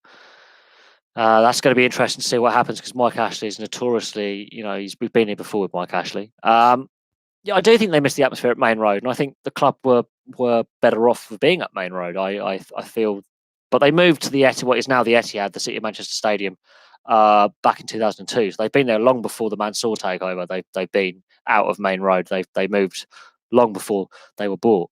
But Main Road was really in a really rough area of Manchester that was going through a crime epidemic at the time. So that kept investors at arm's length going, do we really want to get invested in this football club? Considering that the gun crime epidemic that was around Main Road and Moss Side and that kind of area of Manchester was at its peak. That's why it was called, Gunchester at the time. The Commonwealth Games happened. That stadium was available. It actually was cheaper for them to move into that stadium than to redevelop Main Road. They took an option. Obviously, now that we've got the Mansour takeover, the thing is, I don't actually know if Man City own their stadium. That's the interesting thing because I do remember the Commonwealth Games in 2002 being at that stadium. I'm not I'm not sure they actually own the Etihad. I think it's just sponsored by Etihad Airways. So that's going to be an interesting one. The Gunners at the Emirates. Interesting one, that. My granddad, a few of his friends are Arsenal season ticket holders, and he went to see Arsenal Burnley a few years back at the Emirates, a game there, and he was very critical of the Emirates. He was not. He didn't leave feeling of fond memories of the Emirates. He was very critical of how far back he was sat, the view, and the atmosphere. He was exceptionally critical. And we used to go to football a lot when I was younger. We went to every round of the FA Cup in 2000, 2003, apart from the semi-final and final. He went to every round. I went to first round to quarterfinals. And the more modern the stadium, the less the atmosphere, I find. I've done St Mary's and the Medeski a lot, and they're more modern, similar style, running track shaped stadiums that look like a toilet bowl from above. The atmosphere is lacking at some of these more modern stadiums, I will admit, or those circular stadiums, as I call them, the bowl stadiums. It is actually lacking at some of them. And for me, I prefer going to Brentford to Griffin Park. I prefer going to Fratton Park at Portsmouth. The Vicarage Road at Watford, although they have modernised it, it's still 4 separate stands. I prefer going there. I prefer those stadiums over the Medeski, over St Mary's. I love Loftus Road. I love Loftus Road as a stadium because it's very close and intimate. You're very, very close to the pitch, and that's an intimidating atmosphere when you've got that sold out. That's an intimidating place to go. But I didn't enjoy some of the, and we're talking about the atmosphere at the Emirates. Yeah, my granddad's been very critical of it. He's been there several times. Very, very critical. But that's one person's opinion. But my opinion of the Medeski, it's a decent stadium. It's a very, very modern, clean stadium. It's a very nice stadium, but it doesn't have the atmosphere of the old Elm Park, which was a mud bath of a pitch, an old shagged stadium, but you could feel the energy there. You don't feel it as much at the Medeski. St Mary's, I think St Mary's is okay, but again, it's not as the atmosphere is different. It's just the way these stadiums are done. They look pretty similar. They all look soulless. Personal opinion. I'm actually hoping that a different buyer comes up for Newcastle rather than another oil tycoon who comes from a country with a dubious human rights record where the guest workers are treated a little better than slave labourers. That's how he's made his money. I have other concerns that he failed to buy Liverpool last year because he failed to have proof of funds. So this could be not quite necessarily a done deal. Even if Mike Ashley is happy with the proof of funds, it's then up to the FA and Premier League and all the processes like the fit and proper persons test, which we know is a joke because Mike Ashley is a club owner. There is a long way to go yet. We've been here with Amanda Staveley, then Peter Kenyon, and now Sheikh Khalid. So it's going to be interesting to see what happens. But one of the sticking points with Amanda Staveley is she wanted more fan involvement with the club. Peter Kenyon, footballing brain, footballing genius when it comes to managing a club financially. Look at Man United, look at Chelsea. He's been at clubs where he's been at a club. They've won trophies. They've been successful on and off the field. They've made some money. Well-run clubs. The fact Mike Ashley wouldn't sell to him says something about how much Ashley's asking for the club. I think he's overvaluing by a significant amount. But I just don't know what happens with Newcastle. I really don't. I think we're going to find out in due course. More information will come out, more statements will be released. Newcastle and the Premier League have released no statements. But I think a big sticking point, okay, with this deal, as I mentioned it in the video earlier, is the ongoing tax fraud investigation. That's something for me that is a hurdle because there's an ongoing legal investigation that involves Newcastle United. Admittedly, it's a French-led investigation, but British investigators have seized documents, they have arrested people, they have questioned people. That has got to be a sticking point for any potential buyer or investor into the club, that there is this ongoing legal case that involves Newcastle United that could result in prosecution of those individuals who were at the club who may have not been good boys and girls. Considering that their offices and training ground have been raided, documents have been seized, and it is ongoing, watch that space. It's gone very quiet on the legal front, but watch this space because I do believe that is a sticking point. Because if any prospective owner comes in, are they liable for any fines that may be coming their way? Or is that Mike Ashley's liability? A whole host of issues are there. So we'll see on that. Oh, yeah. I like those tight, close, intimate stadiums. They're far better than the big bowl stadiums that are soulless. I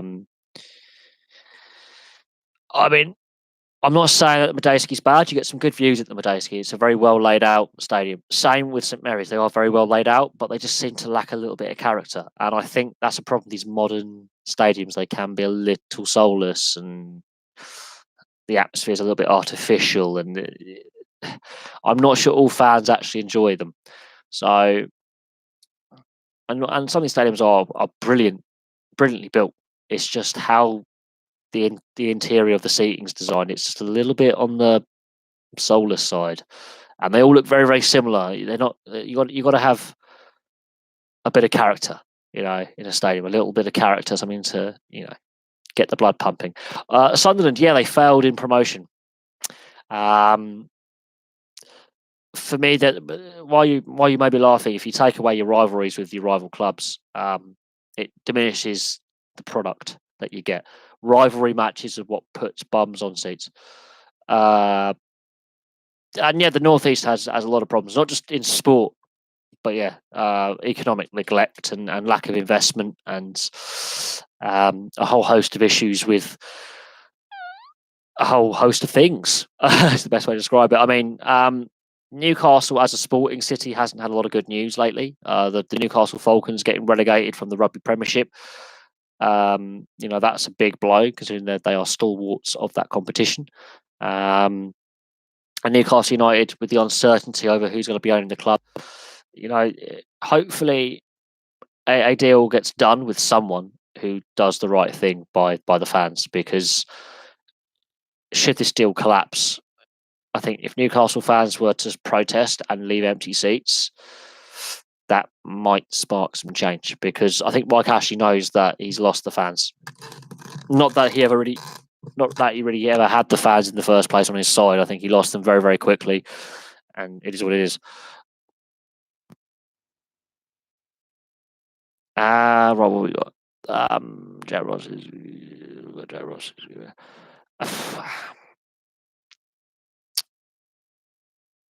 I think the Northeast needs a positive sporting story is the best way to describe that. Neglected, because Hull have gone down the crapper, Sunderland have gone down the crapper, Middlesbrough are average at best, and Newcastle, while they did better this season than I thought they would, a lot better than I thought they would. They were slow starters. There was nerves. There was uncertainty about Rafa Benitez's future, which is still uncertain, by the way, because the Amanda Staveley deal was on the table, and his future had to be guaranteed, and she guaranteed his future, and Mike Ashley, at the end of the day,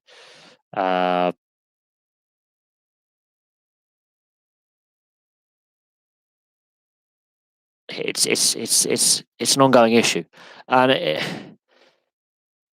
the fact that they pulled away from the bottom three and actually got a decent buffer in there is due to Rafa Benitez and his management skills. I think if you had a different manager in there, it's not the case. I think the lack of European football is hurting the club. I think I can remember fondly some of their European nights in the 90s and the noughties when they were in Europe and at their peak, and they were brilliant. They had some really great European contests. Admittedly, they never actually lifted a European trophy, but they had some great, UEFA Cup matches. They had some great Champions League matches, as I recall, and they had some great European nights. And that lack of extra funds is hurting the club as well. If they got into Europe, that's an injection of cash with profit. That's hurting.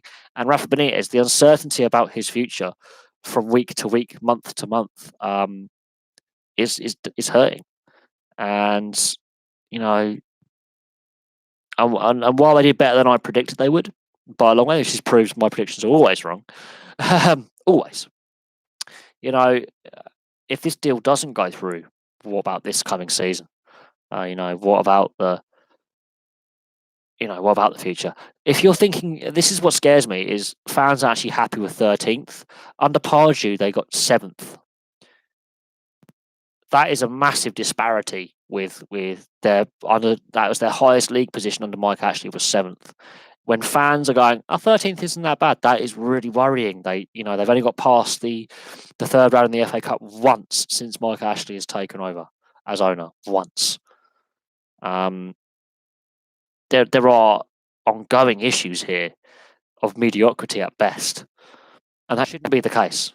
With a stadium that is, a quality stadium, apart from that one stand that's really small because of, listed buildings on the other side of it, which is a shame. I say knock them the fuck down, personally, because it's just be improvement probably for Newcastle. The stadium is one of the biggest stadiums in the Premier League. World-class facility that has hosted rugby league and rugby union as well as football. It's hosted some big international sport there. Beautiful stadium. Insanely loyal fan base. You're always going to pack that stadium out regardless of what the team is doing, winning or losing. That stadium is going to be full. The fact that on the pitch, the best they can do is 7th in 12 years that Mike Ashley's now owned the club. Been relegated twice. Been threatened in relegation fights for the most part. That's just not good enough. That is not acceptable for the fan base size, the club size, and the history of the club. They've been in Europe, they've been in the Champions League, they've been in the was the UEFA Cup. The lack of European football is hurting the club, and the lack and just Mike Ashley just being a horrifically bad owner is hurting the club. And yeah, I remember David Ginola, when I was a kid, and he was a brilliant player. You're just not Newcastle are just not attracting that kind of star player at the moment. They've had some really good players, but Fabrizio Colaccini walking away, Jonas Gutierrez, the way the club treated him was pretty shitty, to be honest. Luis Enrique, I think, there's not really there's not really go away, you annoying troll.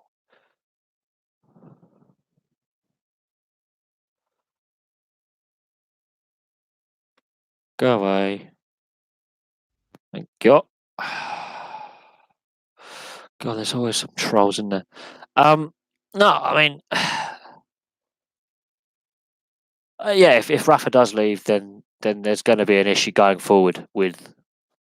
I wouldn't say they'll end up like Brighton necessarily, because now they've got a new manager in. There's fresh impetus with Brighton, but you could have a season like Brighton had, a lengthy losing streak, and you're clinging on by the skin of your teeth. And I don't think that's what's going to help the situation. But even so, you could have a season like Fulham, where Fulham were promoted, but let's take the promotion aside. They spent massively and were second bottom.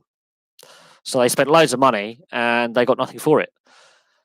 That's the danger with this takeover, is you end up like QPR or Fulham, where you're yo-yoing between the leagues and you're spending stupid amounts of money, and if anything, you get worse than before the ownership took over. That's the fear I have for Newcastle, is if the wrong person buys the club, it makes it even worse. Mike Ashley is poison. Not only is he a crap club owner, he's a disgusting human being. He's the disgusting face of capitalism that we need to get rid of.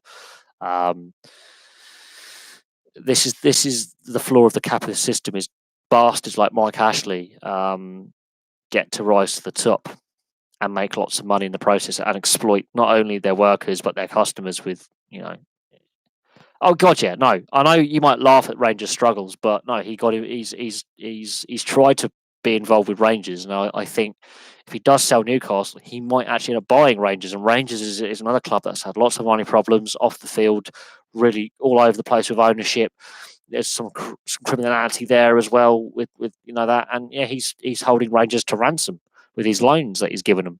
Um, he's the dirty face of capitalism. And I've made my views on Mike Ashley clear on this channel so many times. I think I think one of my early videos, I called him the biggest cunt this country's ever produced. I quote, biggest cunt this country's ever produced. I did call him that in a video like 2 years ago. I really, I can't stand the man. The way he treats his staff is appalling. The contempt he has for his customers is pretty appalling as well, and the way he does business is just grotty and dirty. And while I am, yeah, he is.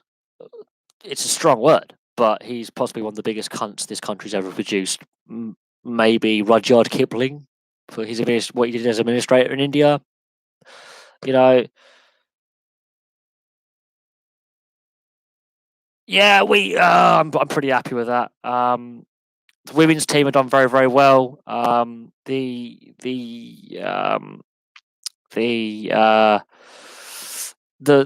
senior team have done very, very well. A friend of mine plays for the second team, and they haven't done as well last season. But you can't be successful every year, and there are some real positives with where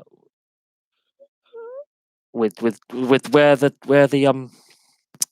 club is going right now. I'm actually really enjoying being a hockey fan at the moment. I think it's going to be fun. These upcoming seasons, the next couple of years are going to be fun.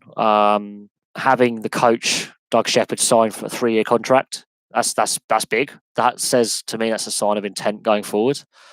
And some of the players we've produced through the youth system over the years have gone on to represent Great Britain and gone on to play in the Elite League. So since the Elite League's been set up, we've had players who've developed and been on 2-way contracts, and we've had players play in the Elite League. So that can only be a good thing. And I do honestly believe we will eventually get an Elite League team. Yeah, the Milton Keynes Lightning, very similar to what the Manchester Phoenix had before they went out of business. They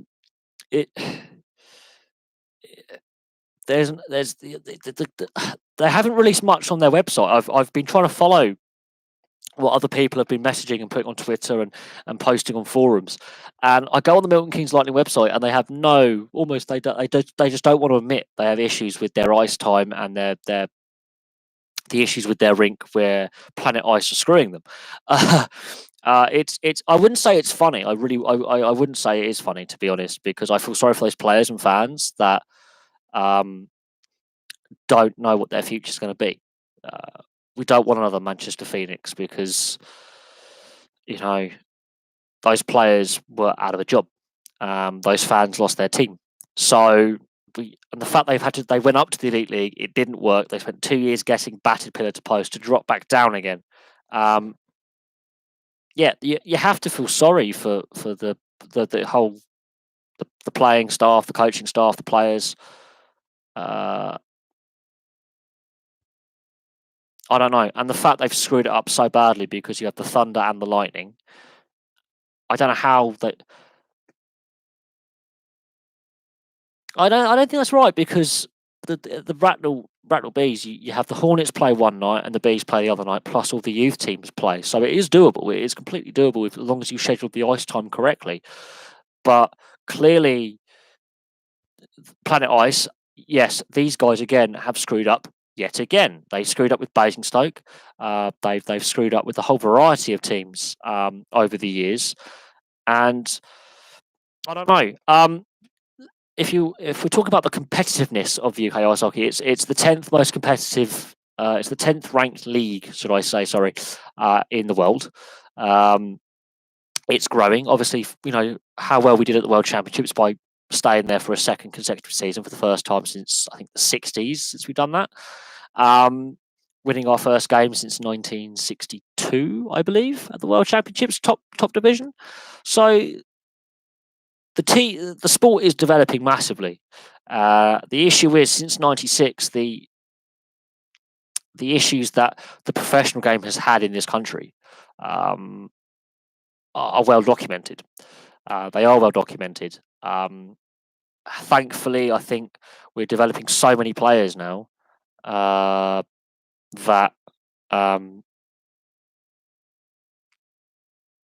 you know we're yeah, yeah, at the end of the day, we've got the same bloody troll is back. Ah, dear. I think it's interesting that if Bracknell can do it and allocate ice time for the Queen Bees, the Hornets, the actual main Bees team, and the youth teams, I'm surprised Milton Keynes have really screwed that up. But it's Planet Ice, so what do you expect? They really have screwed up every rink they operate. Really, it's bad. Planet Ice is a shocking company. I don't know how they're allowed to have an operating license. What they've done with Basingstoke, especially, I don't know how they're allowed to have an operating license. The NHL, you mean the lockout in 2004-2005, that actually hastened the collapse and the restructuring of British senior ice hockey. It actually caused a lot more problems than people realise. While it did create interest from fans, the running, because, you know, there were some issues. Some of the NHL players who came over to play in Europe when the lockout occurred stayed, or they came back later on. So, yeah, there were some positives, but at the same time, you have to look at the amount of teams that have gone out of business since the 2005 lockout, or have had financial issues, or who've had to mothball and then come out of hiatus. Telford, there you go. Manchester's had several teams go bust. The Durham Wasps have gone out of business. The Newcastle Vipers have gone out of business. Solihull Barons moved to Milton Keynes, ironically. The Blackburn Hawks dropped down on several levels to survive. It wasn't all roses. But bearing in mind, I'm that much older and I actually remember it. It had unintended consequences. When the NHL has a little sniffle, the rest of the hockey world does sneeze. It's like when Germany goes into recession or has a little wobble, the rest of Europe collapses. But it's that kind of principle. I am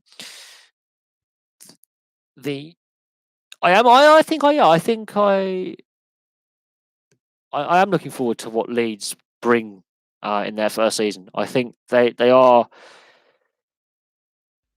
I think it's going to be interesting to see how the Leeds Chiefs do in their inaugural season. It's not going to be easy for them because they've got to build that rapport with the fans. They've got to build a team culture from scratch with an inexperienced coach. Are there English players playing in the NHL? Well, Liam Kirk's obviously been drafted, but Pelini, who currently plays for Chicago, formerly of Arizona, was born in Guildford. So there are a few British-born players playing in the NHL and the lower levels. There's a couple of collegiate players who play college hockey at the various levels, playing their trade in the college system. And yeah, Liam Kirk, he's obviously been drafted by Arizona. He's in their development system in the OHL because of his age. Although I don't know how long he'll stay at the Peterborough Petes for. I think eventually he will step up into the ECIHL, also the ECHL or the AHL at some point to continue. I think the World Championships, some of these British players are going to be moving to other European leagues, possibly to the AHL, ECHL structure. I do think that some of them will be picked up as free agents. Free agency really gets going in the summer massively. Once the Stanley Cup final is done, you'll see a lot of players move on trade or free agency.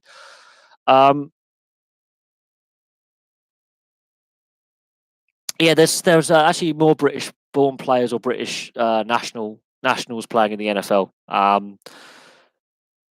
There are more, but I think that's how the NFL has branded itself outside of the US. Obviously the NFL TV deal with the UK with the international series games, but it's actually the NFL. I mean, the Super Bowl's been on TV in this country, I think, for 20 years now on free to air TV. It's been accessible for a very long time.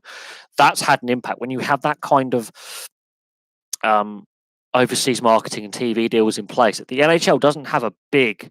It has multiple TV deals, but it doesn't have as big a TV deal as the NFL for domestic and overseas rights. And because the NHL is played over two countries, I don't know.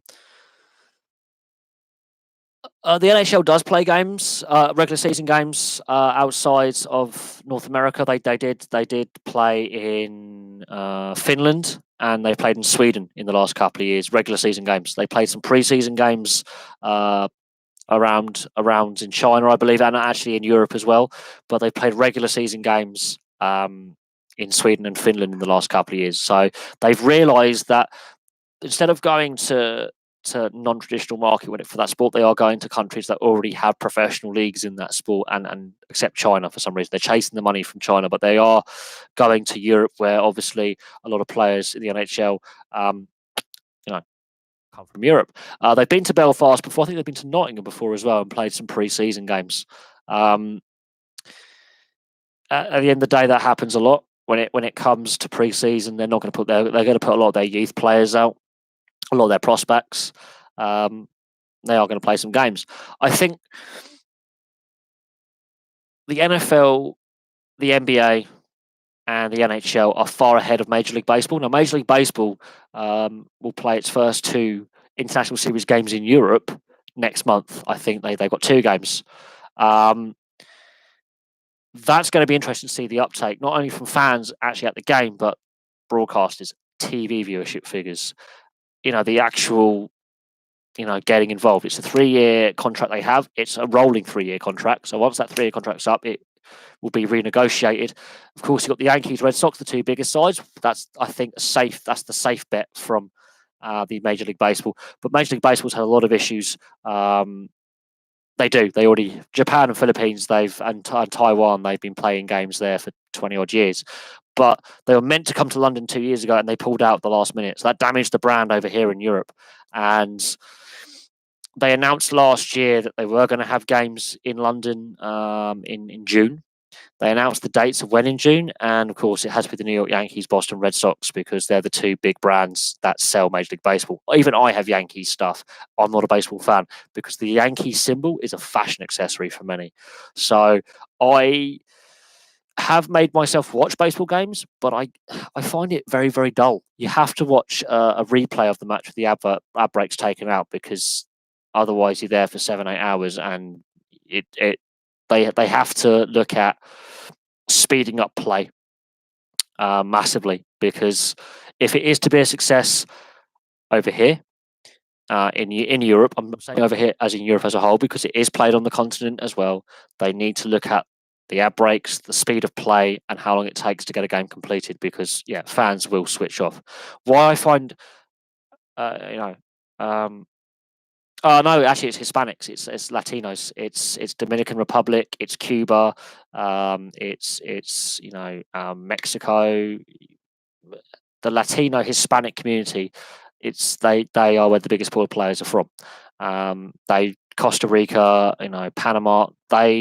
Because of the American involvement in South and Central America over the years, they've taken baseball there.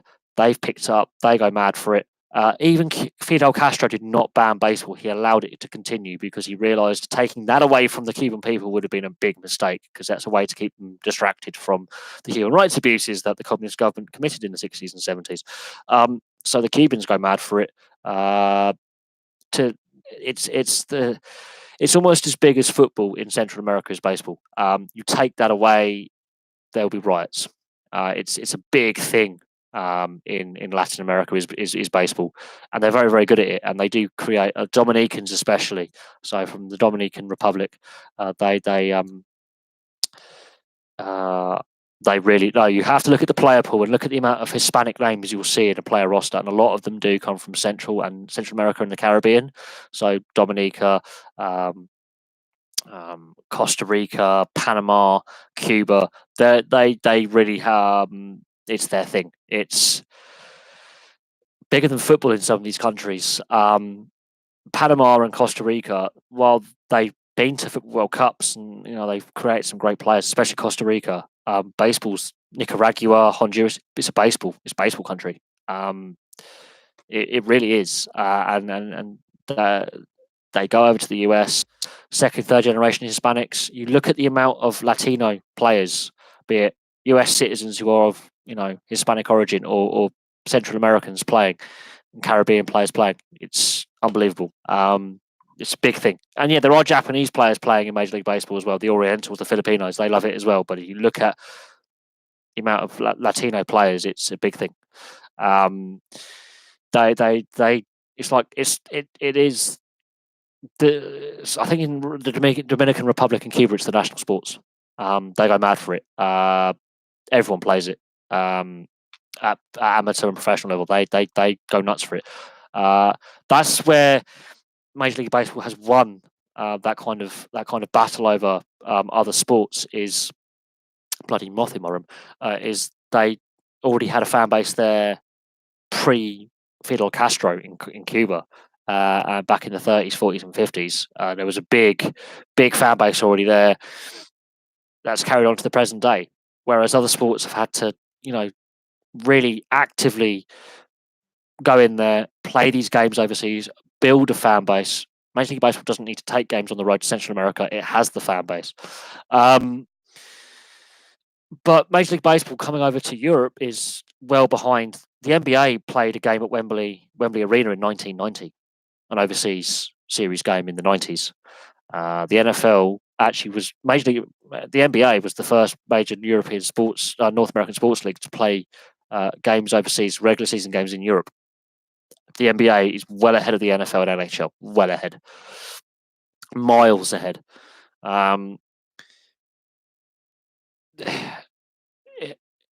The thing is, I think the only sport for me, when it comes to North America, that Europe gave to them is ice hockey. And so when they come over here with these games on the road, they're not building new fans. The fans are already here. They're just making sure they keep in touch with their fan base and give something back. I think the NFL, I think the London series is getting a bit boring now. The gimmick is getting a bit dull.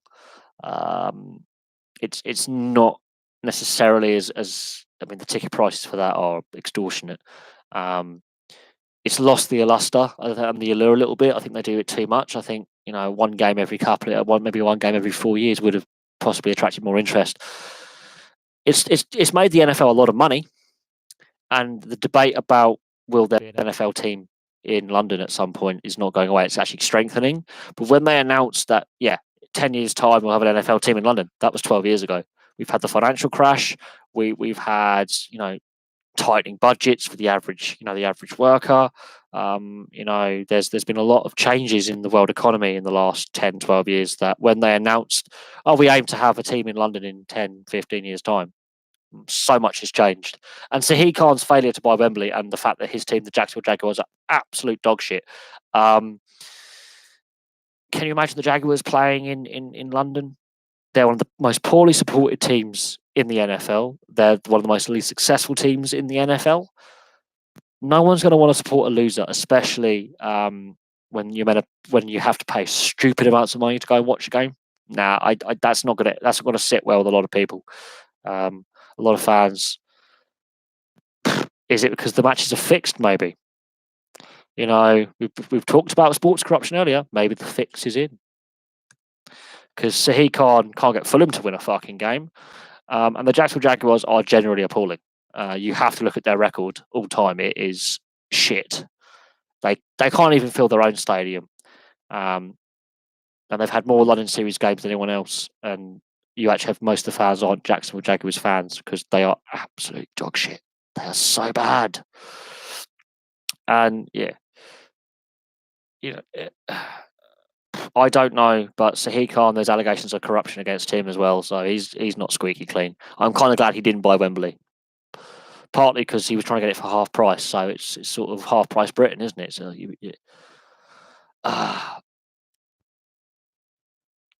golf is another sport that I used to work at a golf course, so I have like a sort of a vested interest in it, but I again enjoy it a lot less. The fact that now it's almost solely behind a paywall.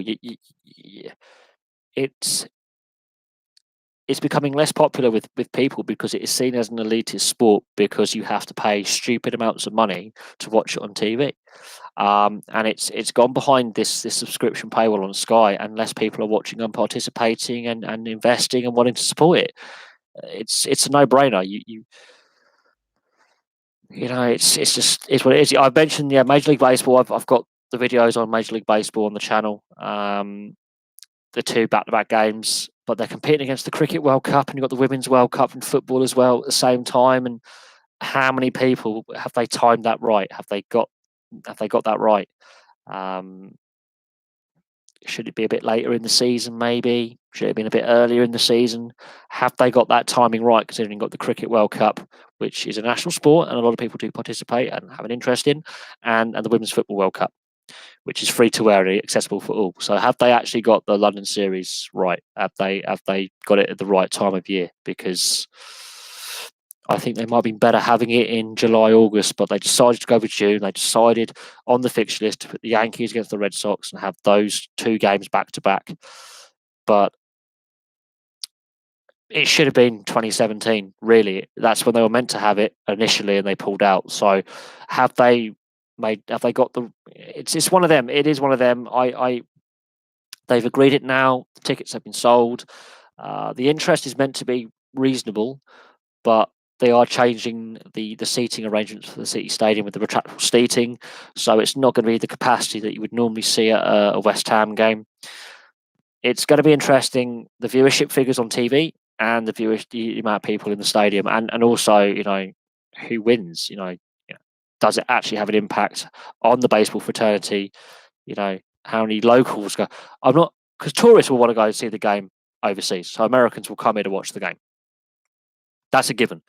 I want to know how many locals watch the game. That's going to be interesting if those figures are ever released, to see what the local uptake for ticket is, or British uptake, and how many of those people who come are tourists. That's going to be another interesting one. And over the next 2 years afterwards, how many of those fans come back and how many new people buy tickets? And again, what's the uptake on tickets and what's the demand for tickets? Because if it lessens and actually less tickets are sold or there's less interest, has Major League Baseball waited too long to get into the European sports market, and have the other leagues got a head start? And because Major League Baseball has been beset by scandal,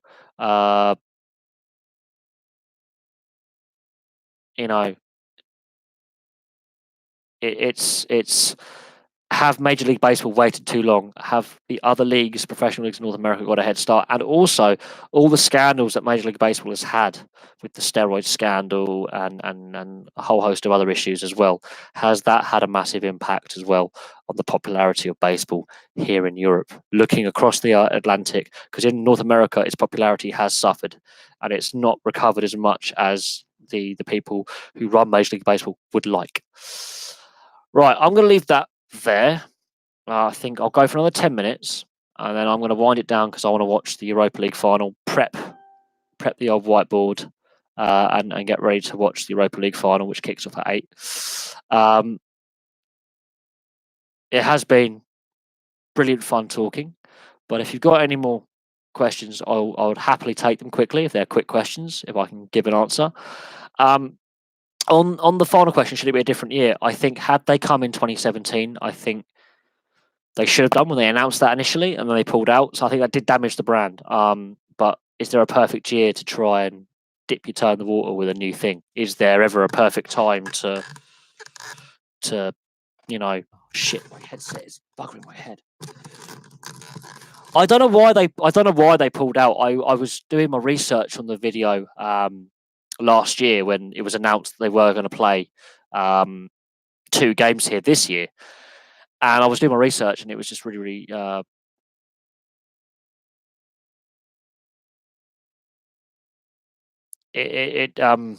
What was it? Yeah, they I don't think I don't know why they pulled out. I did a lot of research. I've got all my notes all littered around my room. But when I was researching for the video last year, when it was actually announced that the Major League Baseball were coming here for 2 regular season games, the article that I read and then the information I gathered, they were initially penciled in for 2017, and then at the last minute they withdrew. I think it was something to do with the availability of the London City Stadium, or there were things going on where they couldn't get a venue for the games they wanted. That I think had something to do with it, but you know,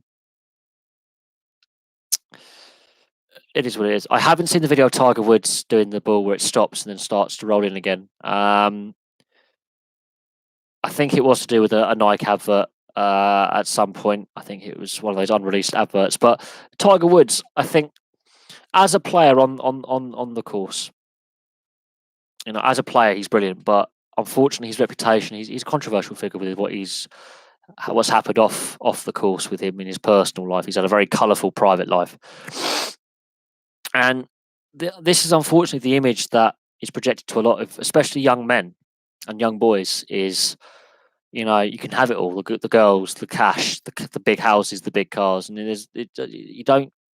These young aspiring sportsmen and women don't get the right kind of message that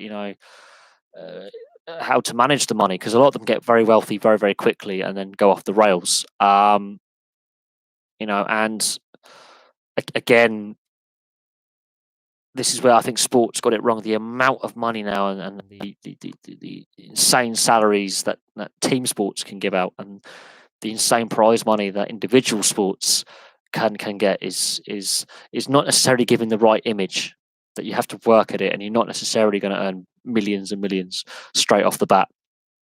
And when they get their first big contract, a lot of these young players do get themselves in a lot of hot water off the field or off the course or off the ice or away from the racetrack or whatever it may be. It is what it is. Oh, the mugshot, the t-shirt. I have seen that one. Tiger Woods, I think on the course, what he's done as a golfer is brilliant, and his comeback from injury is brilliant. But I think some of the other things in his personal life, that's not necessarily a good role model to be for young aspiring sports stars, and I think that damaged the golfing image. But he's not the only golfer to have loads of affairs and have a colourful private life. Far from it. But I think his standing within the sport and what he meant to so many young people, especially young mixed race Americans or young people of colour around the world, that did great reputational damage, not only to himself, but to the sport of golf at a time when it needed more positive stories with declining viewership figures and people turning off the sport because it's behind the paywall. I think he got a lot of money very, very quickly. He got very wealthy very quickly, and I think his infidelities went on a lot longer than just his marriage to his ex-wife. I think they went back a long, long time. But at the same time, he's not the only high-profile sportsman to have a colourful private life away from the sport that they partake in. He's not going to be the last, but a lot of these young sports stars aren't properly guided when they make their first big money, their first big contract, and they do go down, and lots of bad things have happened with young sports stars when they're earning big money for the first time in their chosen profession. And you just got to look at the amount of athletes and sports stars that have had the checkered, colourful lives away from the sport and the issues they get in. It's not a new thing. It's an ongoing issue. I think there needs to be better education and better advice about how to manage the money, how to manage the fame, places to go for help, a whole host of things that need to be done better in professional sport when it comes to player welfare, on that kind of player welfare, when they are tempted by excessive drinking and drugs and partying hard. They need to be guided better. Some of them are really badly guided, and some of them have no idea what they're doing. They just get loads of money and they're throwing it around like it's It's sugar. It's make it rain, make it rain. It's and they got down a dark path, and Tiger Woods ended up down a dark path. He just like putting his dick into other people's vaginas, and that wasn't his wife. um, but oh god, my phone's going off. But at the end of the day, the positives.